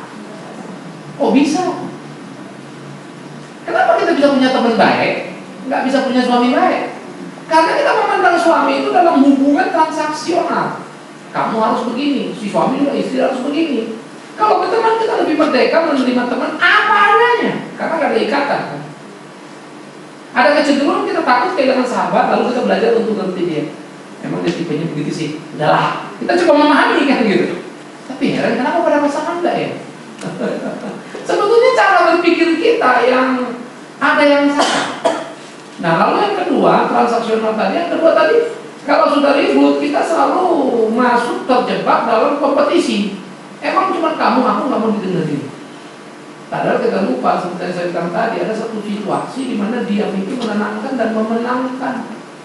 Walaupun tidak selalu. Seni itulah yang menjadi sangat tinggi. Memenangkan hubungan di pernikahan awal, kedua, ketiga, nanti kan hidup kita memetik buah. Nggak mungkin kan? Nah itu sebab dalam pernikahan orang dewasa, bagaimana kita sama bisa menempatkan diri. Siapa yang punya gairah, dia akan mendapatkannya. Suami yang kudus hendaklah menguduskan istri yang tidak kudus. Sebaliknya, istri yang kudus hendaklah menguduskan suami yang tidak kudus. Tapi kalau dua-dua nggak kudus dan dua-dua nggak mau menguduskan, ya memang bubar. Kita selalu menuntut suami kita berubah, tapi kita sendiri sebetulnya tidak pada kapasitas yang bisa jadi model, atau sebaliknya. Nah inilah gugatan ini. Sama kan seperti kita percaya Tuhan Yesus. Banyak orang nggak percaya ya. Bagaimana supaya mereka percaya? Terima berita. Kita kan mesti kasih tahu. Cukup nggak? Nggak juga. Kita mesti jadi role model kan? Bahwa yang kita kasih tahu itu benar bisa dilihat dalam hidup kita. Nah, itulah yang kita kehilangan dalam rumah tangga. Tapi persoalannya memang pernikahan, legalitas, satu rumah. Nah, itu membuat kita perasaan memiliki yang salah. Saya kan istrinya, saya juga berhak untuk begini-begini. Kadang-kadang ada privasi suami, ini mau saya ikut campur lah. Ada profesi istri, suami mau saya ikut campur lah. Iya kan? Beri ruang privasi. Atau ada orang bilang, wah suami istri itu gak boleh ada ruang privatnya Pak. Enak kan? Semua manusia punya itu. Ada rahasia yang saya pegang, yang istri saya nggak tahu. Kalau orang konseling, Pak ini yang untuk Bapak, saya kirim untuk saya. Saya nggak akan cerita apa, termasuk istri saya. Kenapa? Ada case-nya begini. Terus gimana tadi? Adalah begini. Masalahnya apa? Udah 21 tahun lagi. Dia udah tahu dia nggak akan umur lagi. Kalau dia umur pasti saya ribut. Kalau misalnya istri saya bilang, kamu heran, kamu kan suami, mesti cerita ke suami. Oh saya bisa marah. Amplop saya, surat ini ditujukan saya, atau terbuka istri saya buka, mau tahu apa, mau jawab atau mau, saya bisa marah.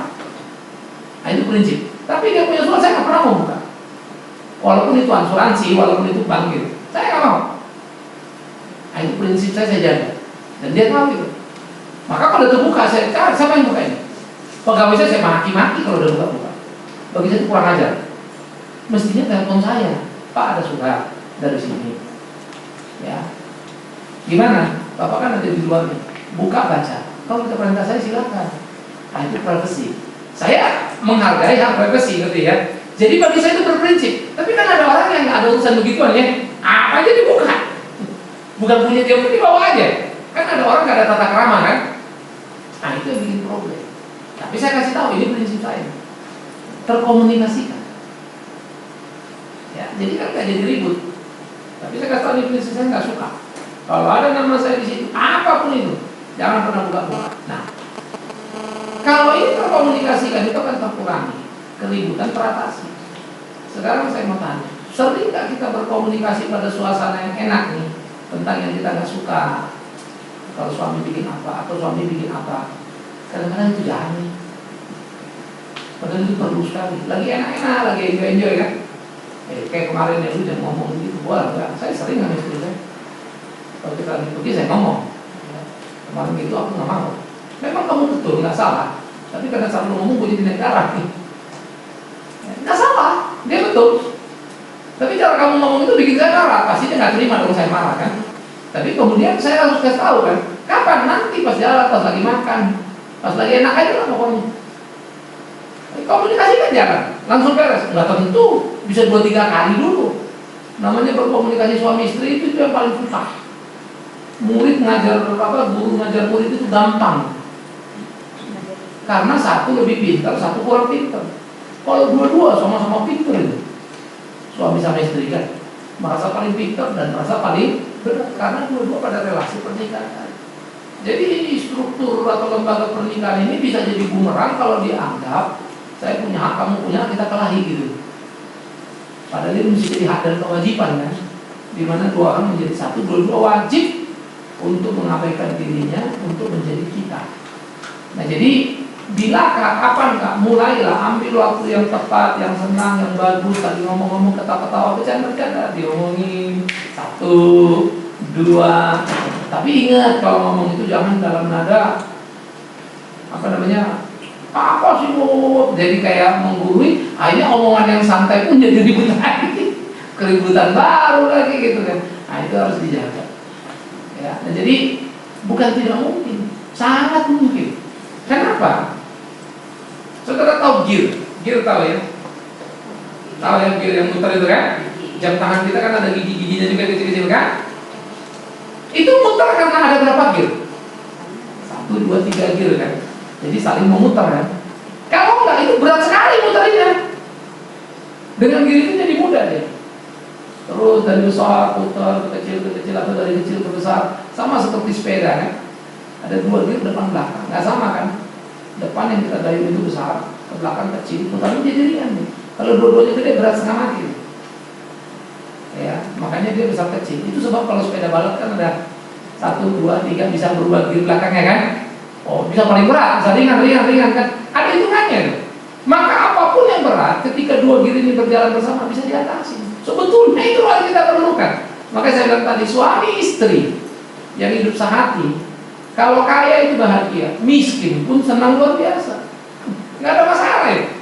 Karena kebahagiaan rumah tangga itu sebetulnya relasi itu. Apa sih gunanya harta kita ya?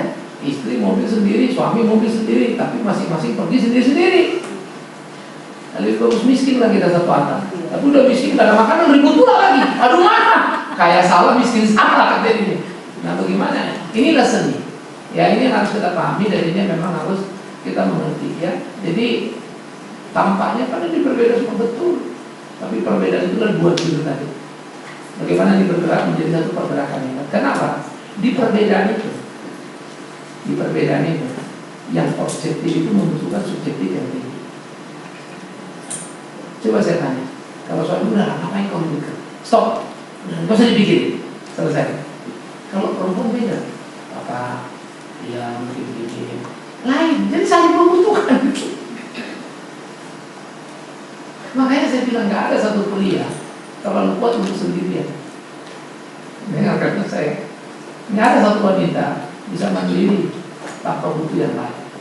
Rumah tangga itu selalu membutuhkan 2 orang yang terlibat. Beda ya kalau kemudian menjadi janda, menjadi duda, itu kan lebih kepada masalah sosial sebetulnya ya, ngidupin anak, gimana ngurus anak itu. Nah jadi amat sangat mungkin disitulah dialog bisa terjadi karena berbeda. Kalau sama, apa yang mau didialogin aku sama semua, terjadilah 2 orang di dalam rumah, dua-duanya jalan sendiri-sendiri itu sama. Justru karena berbeda ada unsur untuk saling menentukan. Kalau sama berdiri 2 orang nggak pernah bisa satu. Ya, clear ya? Tapi begini Pak, Saya pikir tadi bisa kalau ada saling dikomunikasikan, dibicarakan. Tapi yang sering terjadi kenyataannya, faktanya memang sih kami sebagai wanita ya memang saya katakan sebagai korban laki-laki hampir berapa persen lah kita katakan itu. Tapi kembali kepada bagaimana kita bisa mengenal pasangan kita. Maka di dalam Alkitab juga dalam kamu menjadi pasangan yang sepadan.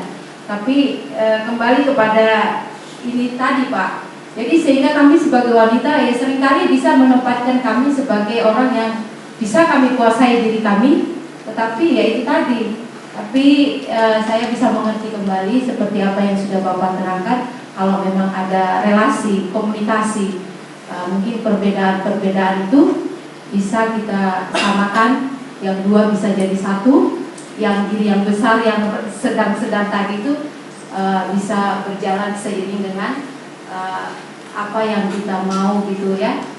Jadi ya tetaplah posisi laki-laki, tetap dia menempatkan diri yang besar, wanita tetap diri yang kecil gitu.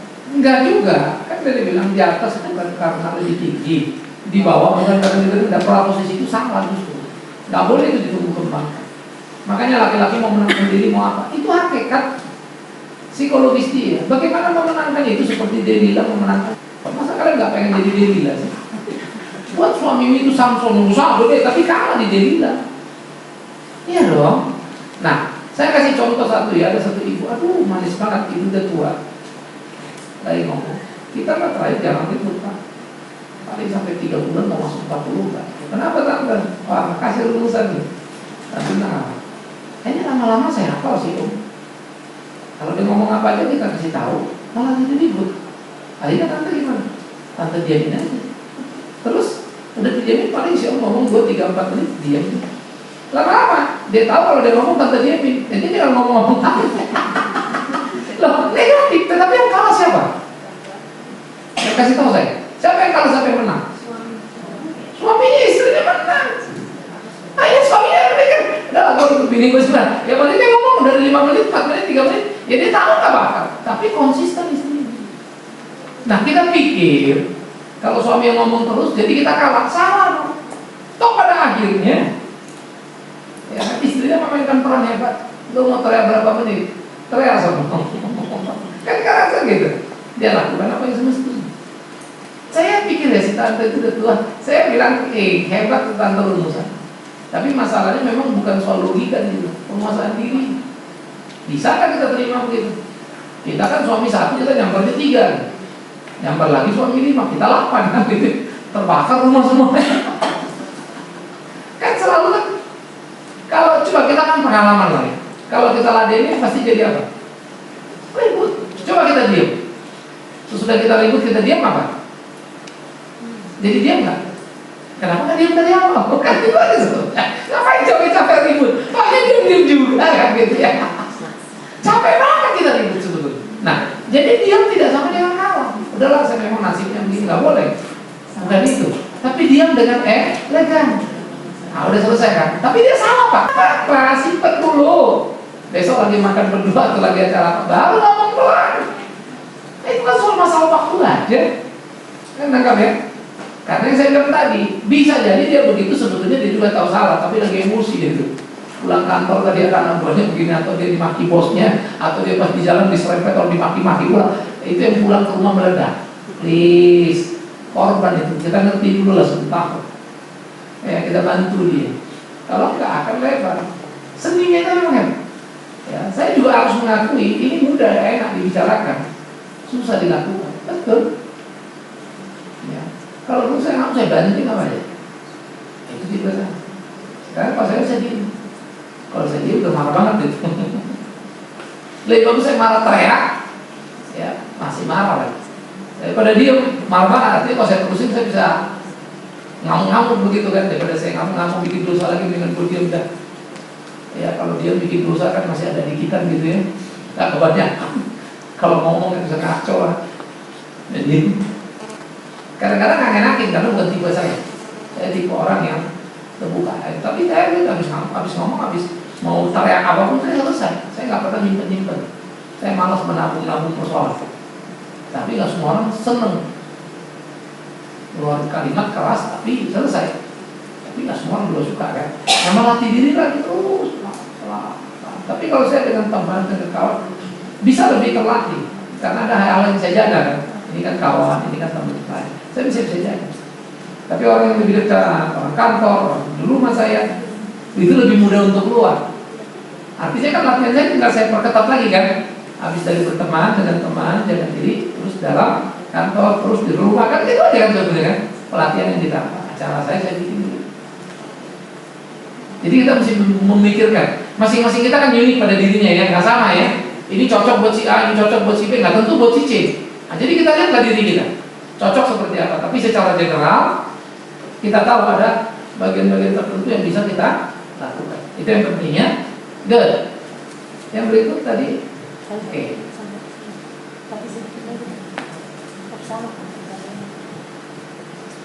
Terima kasih. Tadi pertanyaan sama-sama begitu.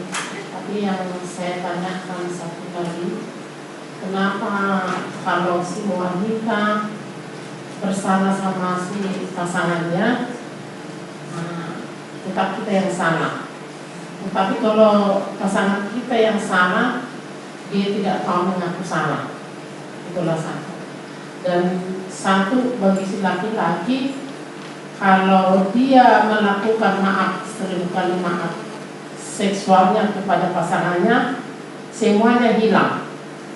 Tetapi kalau si wanita, maunya si wanita tapi nggak tahu kalau semua saya, maunya si wanita, kita berbicara dengan baik-baik. Itulah satu. Jadi masalah surat yang dibilang Bapak tadi, malah kebalikannya ke saya. Kalau surat yang datang, suami saya yang lancang tangannya membuka. Saya sama seperti Bapak itu tadi, saya tidak suka membuka surat yang bukan tujuannya ke saya. Nah, jadi kalau menghadapi suami atau pasangan yang suka dia tertawa mengatakan perkataannya tetapi pedas, bagaimana caranya untuk menghadapi itu? Itu pertanyaan saya. Oke. Tapi jangan bilang semua pria begitu, minimal saya nggak begitu ya. Bahwa pasangan kan punya latar belakang. Dia dari keluarga apa, modelnya kayak apa, itu yang kita mesti pelajari. Kita menikah dengan pria kan bukan pria yang lahir di samping kita, nih. Pria itu besar di rumah keluarganya. Kita ketemu umur 25, umur 30 sudah terbentuk life structure-nya. Keluarganya punya nilai seperti itu. Bisa kan? Terdidik begitu. Makanya waktu menikah itu kan pilihan hidup namanya kan. Salah milih tanggung sendirilah kan kira-kira begitu. Kita nggak bisa menghindar. Mengharapkan dia berubah dengan life structure 25 atau 30 tahun baru ketemu kita. Bisa, tapi nggak pendek itu. Udah kayak berkarang di 25 tahun lalu kita mau mencairkan itu kan supaya jadi lempeng, ya perlu minimum 25 tahun lagi kan begitu ceritanya. Ya dong, ini kita lagi bicara bertukar bahkan. Nah, karena itu ini dulu yang mesti kita lihat. Inilah pria yang saya nikahi. Modelnya ABCD-nya. Kadang kita juga bilang, heran kalau mertua saya begini. Kalau saya ditanya selalu saya bilang, saya lebih heran lagi ngeliat kamu. Kenapa? Emang dari dulu nggak tahu mertua itu kok mau anaknya dikawin. Kalau nggak jadi mertua tuh. Betul dong ya. Cuma kan dulu kan kita kan cinta buta ceritanya. Ya nggak apa-apa sekarang malah ya tanggung sendiri lah gitu kan. Ya kan mesti berani loh. Ini dulu mesti berani kita menanggung itu. Ya. Nah akibatnya apa yang mesti kita lakukan terhadap situasi seperti itu? Saya bilang tadi habit ini kita nggak tahu sejak kapan dan dari mana kebiasaan-kebiasaan buruk itu kan.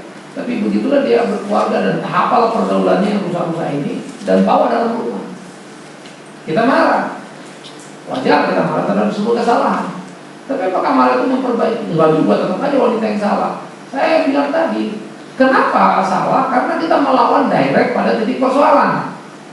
Sementara kedekatan kita dengan dia belum kita dapatkan. Menangkanlah hatinya, mudah mengubah perilakunya. Pak nggak apa? Ya memang iya. Jangan lupa 25 tahun kalau kita meritnya umur 25 nih ya, dia dibentuk rumahnya itu dengan kelakuan yang nilai-nilai yang macam-macam. Karena bisa jadi kan, di rumahku nggak ada begitu, dia ngomong lagi di rumahku begitu, kalau di rumah aku rusak kita. Banyak rumah tangga ribut, tahu kenapa? Karena kebiasaan rumah yang dulu ke bawah ke bawah. Di rumah dulu kalau makan itu piring bersih, yang sini sembarang. Kawin ribut itu. Hanya karena urusan piring bersih sama piring sembarang. Gila ya? Ya urusan odol itu orang bisa ribut. Kau pakai dari atas bukan dari bawah dia bisa. Ya urusan jadi kayak satu lagi lu dari tengah, kayak semuanya bisa ribut. Ya kenapa sih nggak ngikutin pola aturan? Tetapi kan ternyata mereka udah biasa di sebelah sana rumahnya, ketemu kita kawin. Makanya saya selalu bilang perkawinan itu milik orang dewasa yang memang akan memperhadapkan berbagai perbedaan. Tadi struktur laki-laki perempuan kan, belum lagi pola didik. Nah, jadi apa yang sudah terjadi? Coba belajar begini, jangan lagi begitu. Dia keterlaluan, dia ngomong sendiri gitu. Bahwa itu fakta oke, ya taruhlah di situ dulu. Tapi itulah suami kita dengan segala ABCDEF yang jelek-jeleknya. Oke, itulah dia. Sekarang bagaimana menghadapi yang begitu? Kan itu judulnya kan. Minta dia berubah. Kau berubah. Wah ajaib amat. Emang kita Tuhan suruh dia berubah? Kan gak bakal kan? Jadi bagaimana supaya dia berubah? Mari kita berubah sikap hidup kita, diri kita. Kan kita juga bukan tanpa salah. Betul loh ya? Bagian kita yang kita agak lemah, daripada aku ngeladenin dia terus, jadi ribut, mending aku dia. Jadi pokoknya gak mau diributin. Oke. Daripada gini aku ributkan, jadi panjang, mendingan aku gak usah ributkan. Kita udah mulai koleksi. Ya, percayalah, respect kita dapat dari anak, dari keluarga itu akan datang. Tidak ada sebuah keributan tanpa dua orang terlibat. Kalau ada keributan sepihak, itu namanya pemukulan ya. Satu orang dipukulin juga nggak ngomong, nggak tahu bukan apa. Nah, itu lain.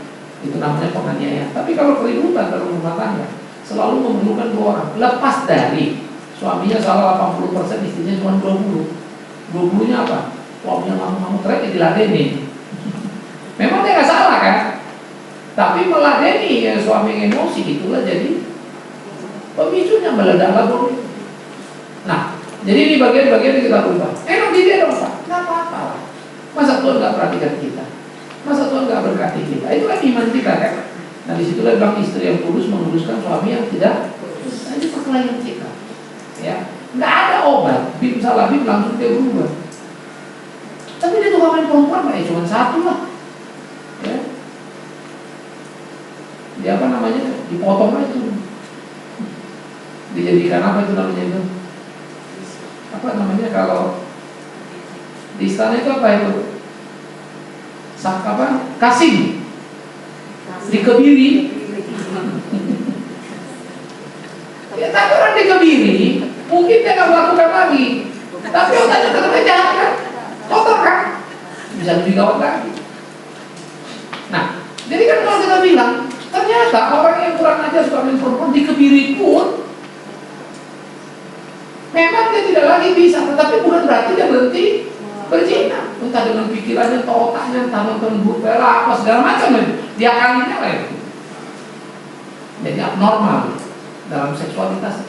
Jadi artinya nggak ada cara untuk menghentikan kebiasaan buruk orang sekali bunting, selesai. Nah, sama seperti kesalahan itu bertumbuh dari kecil-kecil jadi karang yang kuat, besar gitu kan. Begitulah menyelesaikannya. Atau supaya berubah lagi. Lama ya? Yes. Jadi nggak ada yang seseplang begitu. Tetapi bagaimana kita memainkan peran tadi sebagai wanita yang kita bicarakan hari ini untuk memenangkan suami kita yang amburadul itu. Di situ, ya. Nah jadi bagian-bagian ini jadi pergumulan serius kita. Yang kedua, makanya kemudian dalam doa kita, pergumulan kita, jangan juga berdoa dengan target kita. Tuhan berubah dia. Tuhan udah lama kali aku berdoa, nggak perlu berubah dia. Jadi waktu itu gitu. Jangan juga punya target bahwa 2 tahun, 3 tahun, udah terlalu lama Pak, 3 tahun saya doa percuma. Tidak ada. Baru 7 tahun. Emang kawin sama anak umur 7 tahun kemarin? Waktu merit suami umur berapa? Waktu merit, waktu menikah suami umur berapa? Suami saya 27 waktu merit. Ya sudah tunggu 7 tahun kan? Masih 20 tahun lagi tunggu ya. Loh, 27 tahun kita bentuk, mau 7 tahun kalau mana ada ceritanya? Tunggu 27 masih 20 tahun lagi. Loh, nggak tahu. Mau hidup apa enggak, pokoknya lakukan ya. Karena itu bisnis kita. Jadi kalau bermatematik ini kita lagi main-main angka gitu ya.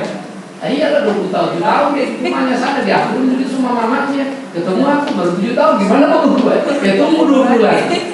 Itu pun baru titik nol itu. Artinya netral kan, belum jadi baik lagi kan, bangun lagi yang bagus pelan-pelan. Itulah artinya gambaran matematika hidup yang enggak gampang. Iya, kita memang menikah dengan orang kebiasaan keluarga kita, kebiasaan keluarga dia, ya. Oke? Sabar 20 tahun lagi ya, nggak lama ya. Jangan tanya aku masih hidup apa enggak, kan awal. Oke, bisa ceritakan. Iya Pak. Sebenarnya wanita yang wanita, kalau kita rasakan memang itu benar-benar sebagai misalnya ibu yang ibu, gitu, ya. Saya sudah ikutin ini dari tahun 2003 dulu. Manfaatnya sungguh bagus ibu ya. Jadi jangan tidak datang, tidak hadir untuk menghadiri ini sampai 1007. Benar-benar ini saya rasakan, saya banyak berubah. Terus terang, saya jadi merasakan wanita yang wanita gitu. Dalam rumah tangga pun saya mendidik anak cukup ya Pak ya. Terima kasih saya ucapkan dari 2003 saya telah mempelajari ini. Tapi yang saya mau tanyakan Pak, banyak saya lihat keluarga sudah penglihatan kita bahagia dari perjalanan keluarganya, hidupnya kita lihat baik-baik saja. Tetapi faktor apa kira-kira Pak yang menyebabkan setelah berumah tangga udah besar-besar anaknya itu kok terjadi lagi percocetan, perselingkuhan? Apa kira-kira Pak faktornya itu? Padahal saya lihat dari semula sungguh baiklah keluarga itu. Nah ini kira-kira yang saya takutkan Pak. Terima kasih. Ada yang dibilang skandal after 50. Jadi skandal after 50 itu ternyata ketika kita berumah tangga, anak masih di rumah, konsentrasi kita penuh, ngurusin anak, ngurusin ini, ngurusin itu. Suami masih kerja, konsentrasi waktu untuk kerja cukup banyak, energi yang terbuang. Jadi nggak ada waktu untuk neka-neko. Oke. Begitu kemudian mapan, kemudian sudah mapan, anak sudah kerja, sudah lepas semua. Sekarang lagi yang dipikirin. Kegiatan di kantor pun berubah. Kalaupun dia owner sudah berkurang jobnya kan, banyak udah perusahaannya biasanya udah mapan kan. Banyak waktu dia jalan sana jalan sini. Dari mulai main golf, ketemu yang lain, kayak di perempuan, nongkrong apa. Nah kayak di masa kini kan membuka peluang. Sementara si istri sudah mulai merasa selesai tugas, agak sedikit dingin dalam suasana hubungan suami istri. Sehingga hidup itu kayak rutinitas. Jadi lebih banyak arisan, urusan keluarga apa. Memang kegiatan jadi begitu kan. Akhirnya tanpa sadar sebetulnya mereka tadi dipersatukan tanpa sadar oleh kepentingan urusan anak-anak di dalam rumah. Ini sekarang gelembung tanpa sadar dia sudah sendiri-sendiri nih. Tapi pulang ke rumah yang sama, pergi ke pesta yang sama gitu kan. Tapi hubungan private pribadinya mereka itu sudah mengering. Sehingga cukup 1-2 ketikan dari seorang perempuan, dia si laki-laki selalu perhatian itu dirasakan. Baru dia enggak kayaknya selama ini ada yang merhatiin. Hati-hati ya, ini bukan perhatian dalam arti kata si istri nggak memperhatikan. Lagi bicara hubungan pria wanita. Ya. Sehingga kemesraan dari seorang wanita berarti ini nggak ada nih dari istri. Ada something yang aku udah kosong nih. Bisa terjadi semua. Ya, itu bisa terjadi pada pria dan bisa terjadi pada wanita. Itu sebab memilih kegiatan perlu hati-hati sekali. Gak usah pernah merasa diri kita hebat, super, gak bakal uji, gak bakal jatuh. No, who are you? Kita hanya manusia biasa. Makanya jaga supaya kita jangan kecemplung ke tempat-tempat yang masalah. Nah, ini yang perlu kita jaga ya. Nah itu sebabnya bagaimana menyiasati seluruh kehidupan pernikahan itu supaya langgeng seumur hidup kan. Maka kalau kita melihat sekali lagi tidak bermaksud ke barat-baratan. Mestinya ketika anak-anak sudah kerja, mestinya ketika anak-anak sudah mandiri, suami istri itu kegiatan mestinya lebih banyak bersama. Kalau dulu terpaksa kita satu kemana, ini ngurusin anak gitu kan ya. Jangan keterusan. Anak udah kagak diurus, berubah kegiatan, tak arisan lah, tak kumpul apalah, suami kemana lah, main golf lah, apalah. Jadi dua dunia. Justru ketika itu selesai selesai bersama, kemanapun pergi bareng-bareng. Kan udah ada kegiatan yang mesti diini, anak-anak ada yang mesti diurusin kan, ya tinggalin rumah bareng-bareng. Itu pola hidup. Semua hari ini bisa baik, kita bilang orang kan waktu itu fluktuasi ada. Maka pola hidup itu harus kita bangun di mana kebersamaan itu kita nikmati seumur hidup. Untuk apa sih kita menikah? Coba pikir ya. Ngapain kita menikah kalau nggak pernah punya waktu sama-sama dengan suami istri misalnya gitu kan? Kadang-kadang orang bilang, oh tua ini genit-genitan lagi. Loh, justru kita nikah mau menikmati kebersamaan seumur hidup kok. Kalau perlu pas mati lagi pelukan berdua, mati berdua gitu ya. Satu kubur berdua juga kalau boleh kan gitu. Itu kan hidup kita kan. Nah kenapa kita kejebak jadi sendiri-sendiri? Karena anggap udah tua, ngapain sudah digendit lagi apa lagi segala macam. Nah itu yang bahaya. Padahal buat seorang anak gadis ya, nggak ada laki-laki tua. Gadis-gadis cantik gitu, dia nggak peduli laki itu tua apa nggak tua, nggak pusing dia. Berduit apa enggak? Kalau itu berduit suami kita siap lah. Lo anak umur 23 lah, laki-laki 70 pun mau asal berduit. Nah itu yang menjadi faktor gaya hidup sekarang menjadi penggoda yang mengerikan. Banyak sekali wanita yang begitu-begitu mau. Artinya kehidupan kering di dalam rumah. Jadi, tapi suaminya nggak genit pak. Ini bukan suami genit apa enggak, jangan salah paham. Ini kondisi batin. Si suami lagi kosong itu, istri pun lalai memperhatikan. Kalau ada orang memberi perhatian, itu kan nggak langsung itu. Bertahap, berproses jadi. Dia nggak dapatkan. Kalau dia dapatkan, nggak akan terjadi. Tapi kalau sudah terjadi, pasti istrinya nggak bisa terima. Suaminya dimarahin, mengamuk kan, tidak tahu diri, selingkuh, itu kejahatan lagi saya bilang. Tidak menyelesaikan persoalan. Memang secara fenomena suaminya salah, tapi sorry, kalau mau diurut utuh, istri pun berinvestasi di situ. Secara tidak langsung dia mendorongkan suaminya ke situ. Nah kadang kan si istri merasa korban, selalu kan gitu kan. Apalagi kalau saya ngomong ini pasti si ibu bilang, dasar laki-laki mau menang sendiri pasti ngomong gitu. Padahal saya lagi bicara psikologi. Psikologi memang begitu tuh.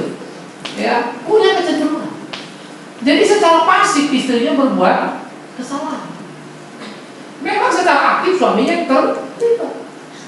Itulah kita bilang dinamika berumah tangga pentingnya.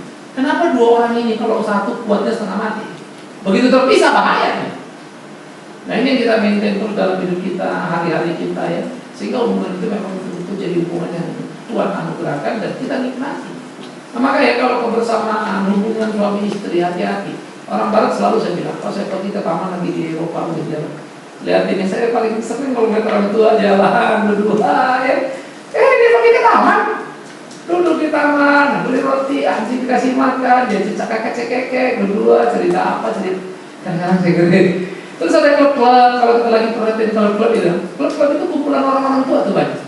Tua udah 70 up semua begitu ya. Duduk reunian, udah semua amat ya.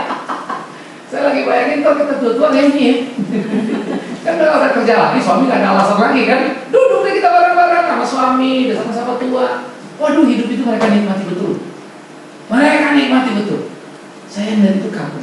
Kadang-kala kita lain. Si oma lari ke cucu terus, si opa lari kemana terus. Itu pun rawan. Kalau opa oma bermain-main dengan cucu masih enak. Si opa kegiatannya lain.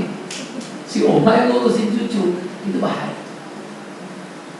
Aduh biar ini Pak tua. Bukan soal itu. Bodoh sekali kita menikah. Tuhan beri umur pernikahan kita sampai umur 70, cuma kita nikmati sampai umur 60. Saya bilang tolong banget. Ngapain lu kawin kehilangan 10 tahun? 10 tahun sampai mau mati, dekat terus lah. Itulah pernikahan. Justru kalau mau tahu hidup pernikahan yang paling indah, yang paling kita bisa rasakan apa? After 50. Kalau sekarang pensiun 55 lah ya. 55. Itulah maksimal. Karena berdua terus. Itu semua pepatah Barat bilang. Seks bagi cinta bagi anak remaja adalah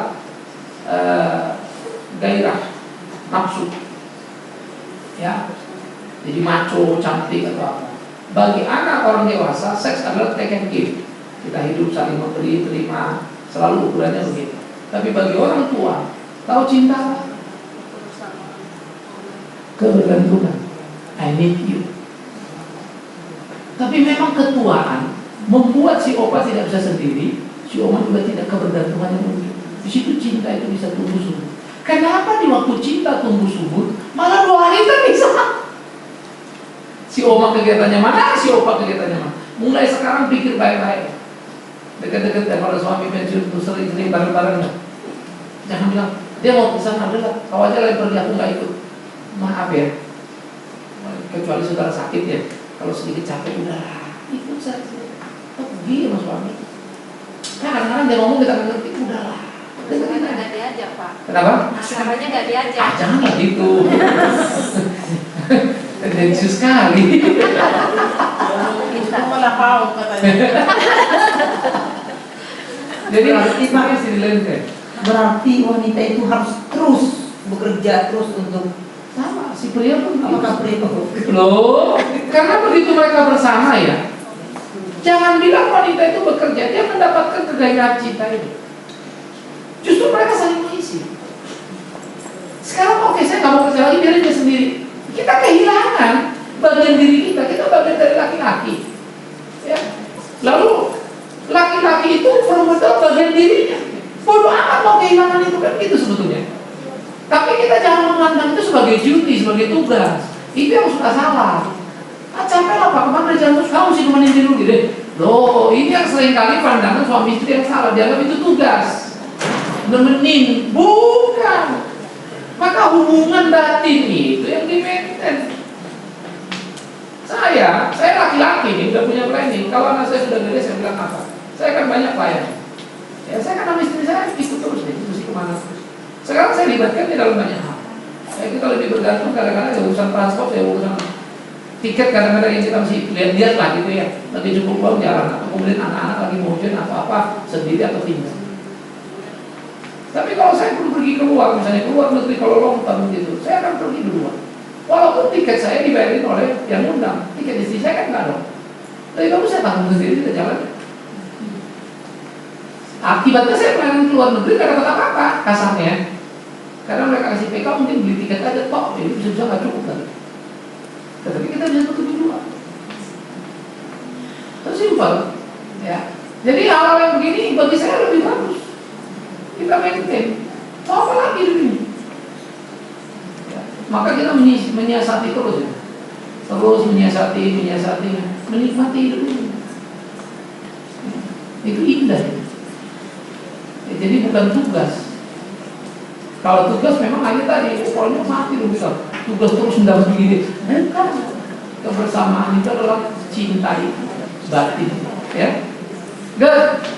Oke. Oh, terakhir ini ya. Ini mau tanya Bapak. Terima kasih. Mungkin saya pengalaman dengan suami sudah nggak ada lagi karena suami sudah almarhum. Cuman saya ingin membagikan di sini buat ibu-ibu yang masih dalam perjalanan dengan suami. Saya katakan di sini bahwa memang benar kita sebagai istri kadang-kadang suka merasa teraniaya. Kadang-kadang merasa kita ini kok selalu di posisi yang lemah, ya. Padahal sebenarnya menurut saya justru seperti yang Pak Bima bilang tadi, kita diam justru kita menang. Jadi saya banyak memberikan khususnya juga kepada anak-anak, karena saya juga punya pengalaman ada suatu kelemahan suami yang sangat sulit dirubah gitu ya Pak ya. Jadi saya pun sampai anak-anak juga saya ajak berdoa. Saya bilang kita doa aja dengan Tuhan, minta Tuhan yang bekerja. Kadang-kadang anak saya mengatakan percuma kita berdoa juga apa nggak berubah, ya. Tetapi saya percaya kalau kita bicara dengan suami tidak mempan, kalau bicara dengan Tuhan pasti mempan. Jadi saya merasa yakin sekali kalau di dalam suatu keluarga, kalau ada Tuhan di tengah-tengahnya, tidak ada yang tidak bisa diselesaikan, tidak ada yang tidak ada jalan keluar. Cuman perlu kita sabar, karena saya melihat pengalaman saya pribadi dengan keluarga itu pernah suatu saat itu suami saya berdiri panggil kita kumpul semua, tiba-tiba dia mengakui segala kesalahannya di tengah-tengah kita, saya dengan anak-anak, sampai saya pun sampai sepertinya sedih dan menangis karena saya nggak menyangka dia bakal seperti itu. Dan dia mengaku semua kelemahannya dan dia minta maaf. Dan saya percaya itu bukan pekerjaan manusia, itu pekerjaan Tuhan. Jadi ini yang perlu di sini adalah kita taruh Tuhan betul-betul ada di tengah-tengah keluarga kita, dan kita belajar untuk percaya dan berserah kepada Tuhan, karena itu tidak mudah, tetapi di dalam Tuhan kita diberikan kekuatan dan kemampuan. Itu yang saya ingin berikan. Terima kasih Pak. Oke, good ya. Jadi saya pikir ini satu closing yang menarik, pengalaman gitu ya. Dan bagaimanapun saya kira kalau itu kan sudah sendiri gitu ya, tetap saja seberapapun suami itu rasa kehilangan kan tetap ada. Kalau mau kita bilang suami kita brengsek atau apapun, pasti kita ingat juga lah ciumannya itu cukup luar biasa ya. Di dalam orang kata bilang, padahal ngadong be. Memang kalau ngawur itu Pak, waduh ngeri kali Pak. Tapi kalau memeluk, waduh luar biasa kali Pak. Makanya saya bilang, bersuami istri itu benci tapi rindu. Tapi kalau laki-laki itu istrinya nggak di situ, senang nggak Pak? Yang ditanya siapa ini? Dikasih nama Pak dulu rahasianya kepada wanita-wanita ini. Senang maksudnya senang gimana? Istrinya nggak di situ senang. Namanya kan si istri nggak di situ. Nggak bersama. Tahu suami itu senang nggak kalau nggak di situ istrinya? Enggak. Kecuali istrinya cerewet, senang juga. Wah, kebetulan nggak ada yang nyanyi gitu. Tapi kalau secara umum beda, kebergantungan itu ada. Ya secara umum ya. Jadi kalau kita bilang mau bicara ikan, itu sekali kalau hubungan jelek akhirnya orang merasa puas. Karena mana? Padahal waktu pisah baru berasa. Kenapa mesti pisah ya? Tetap saja. Sejak ada suami itu perpisahan akan menjadi sesuatu kedukaan ya. Jadi sama kayak saya bilang tadi kan, saya kalau bisa pergi kemana-mana berdua istri saya pergi berdua. Ya kita tinggal hitung kos-kosan aja kan, artinya berapa biaya kemarin kalau masih cukup apa enggak tinggal di. Kalau saja uang cukup semua, tiap hari lo pergi jalan. Ya.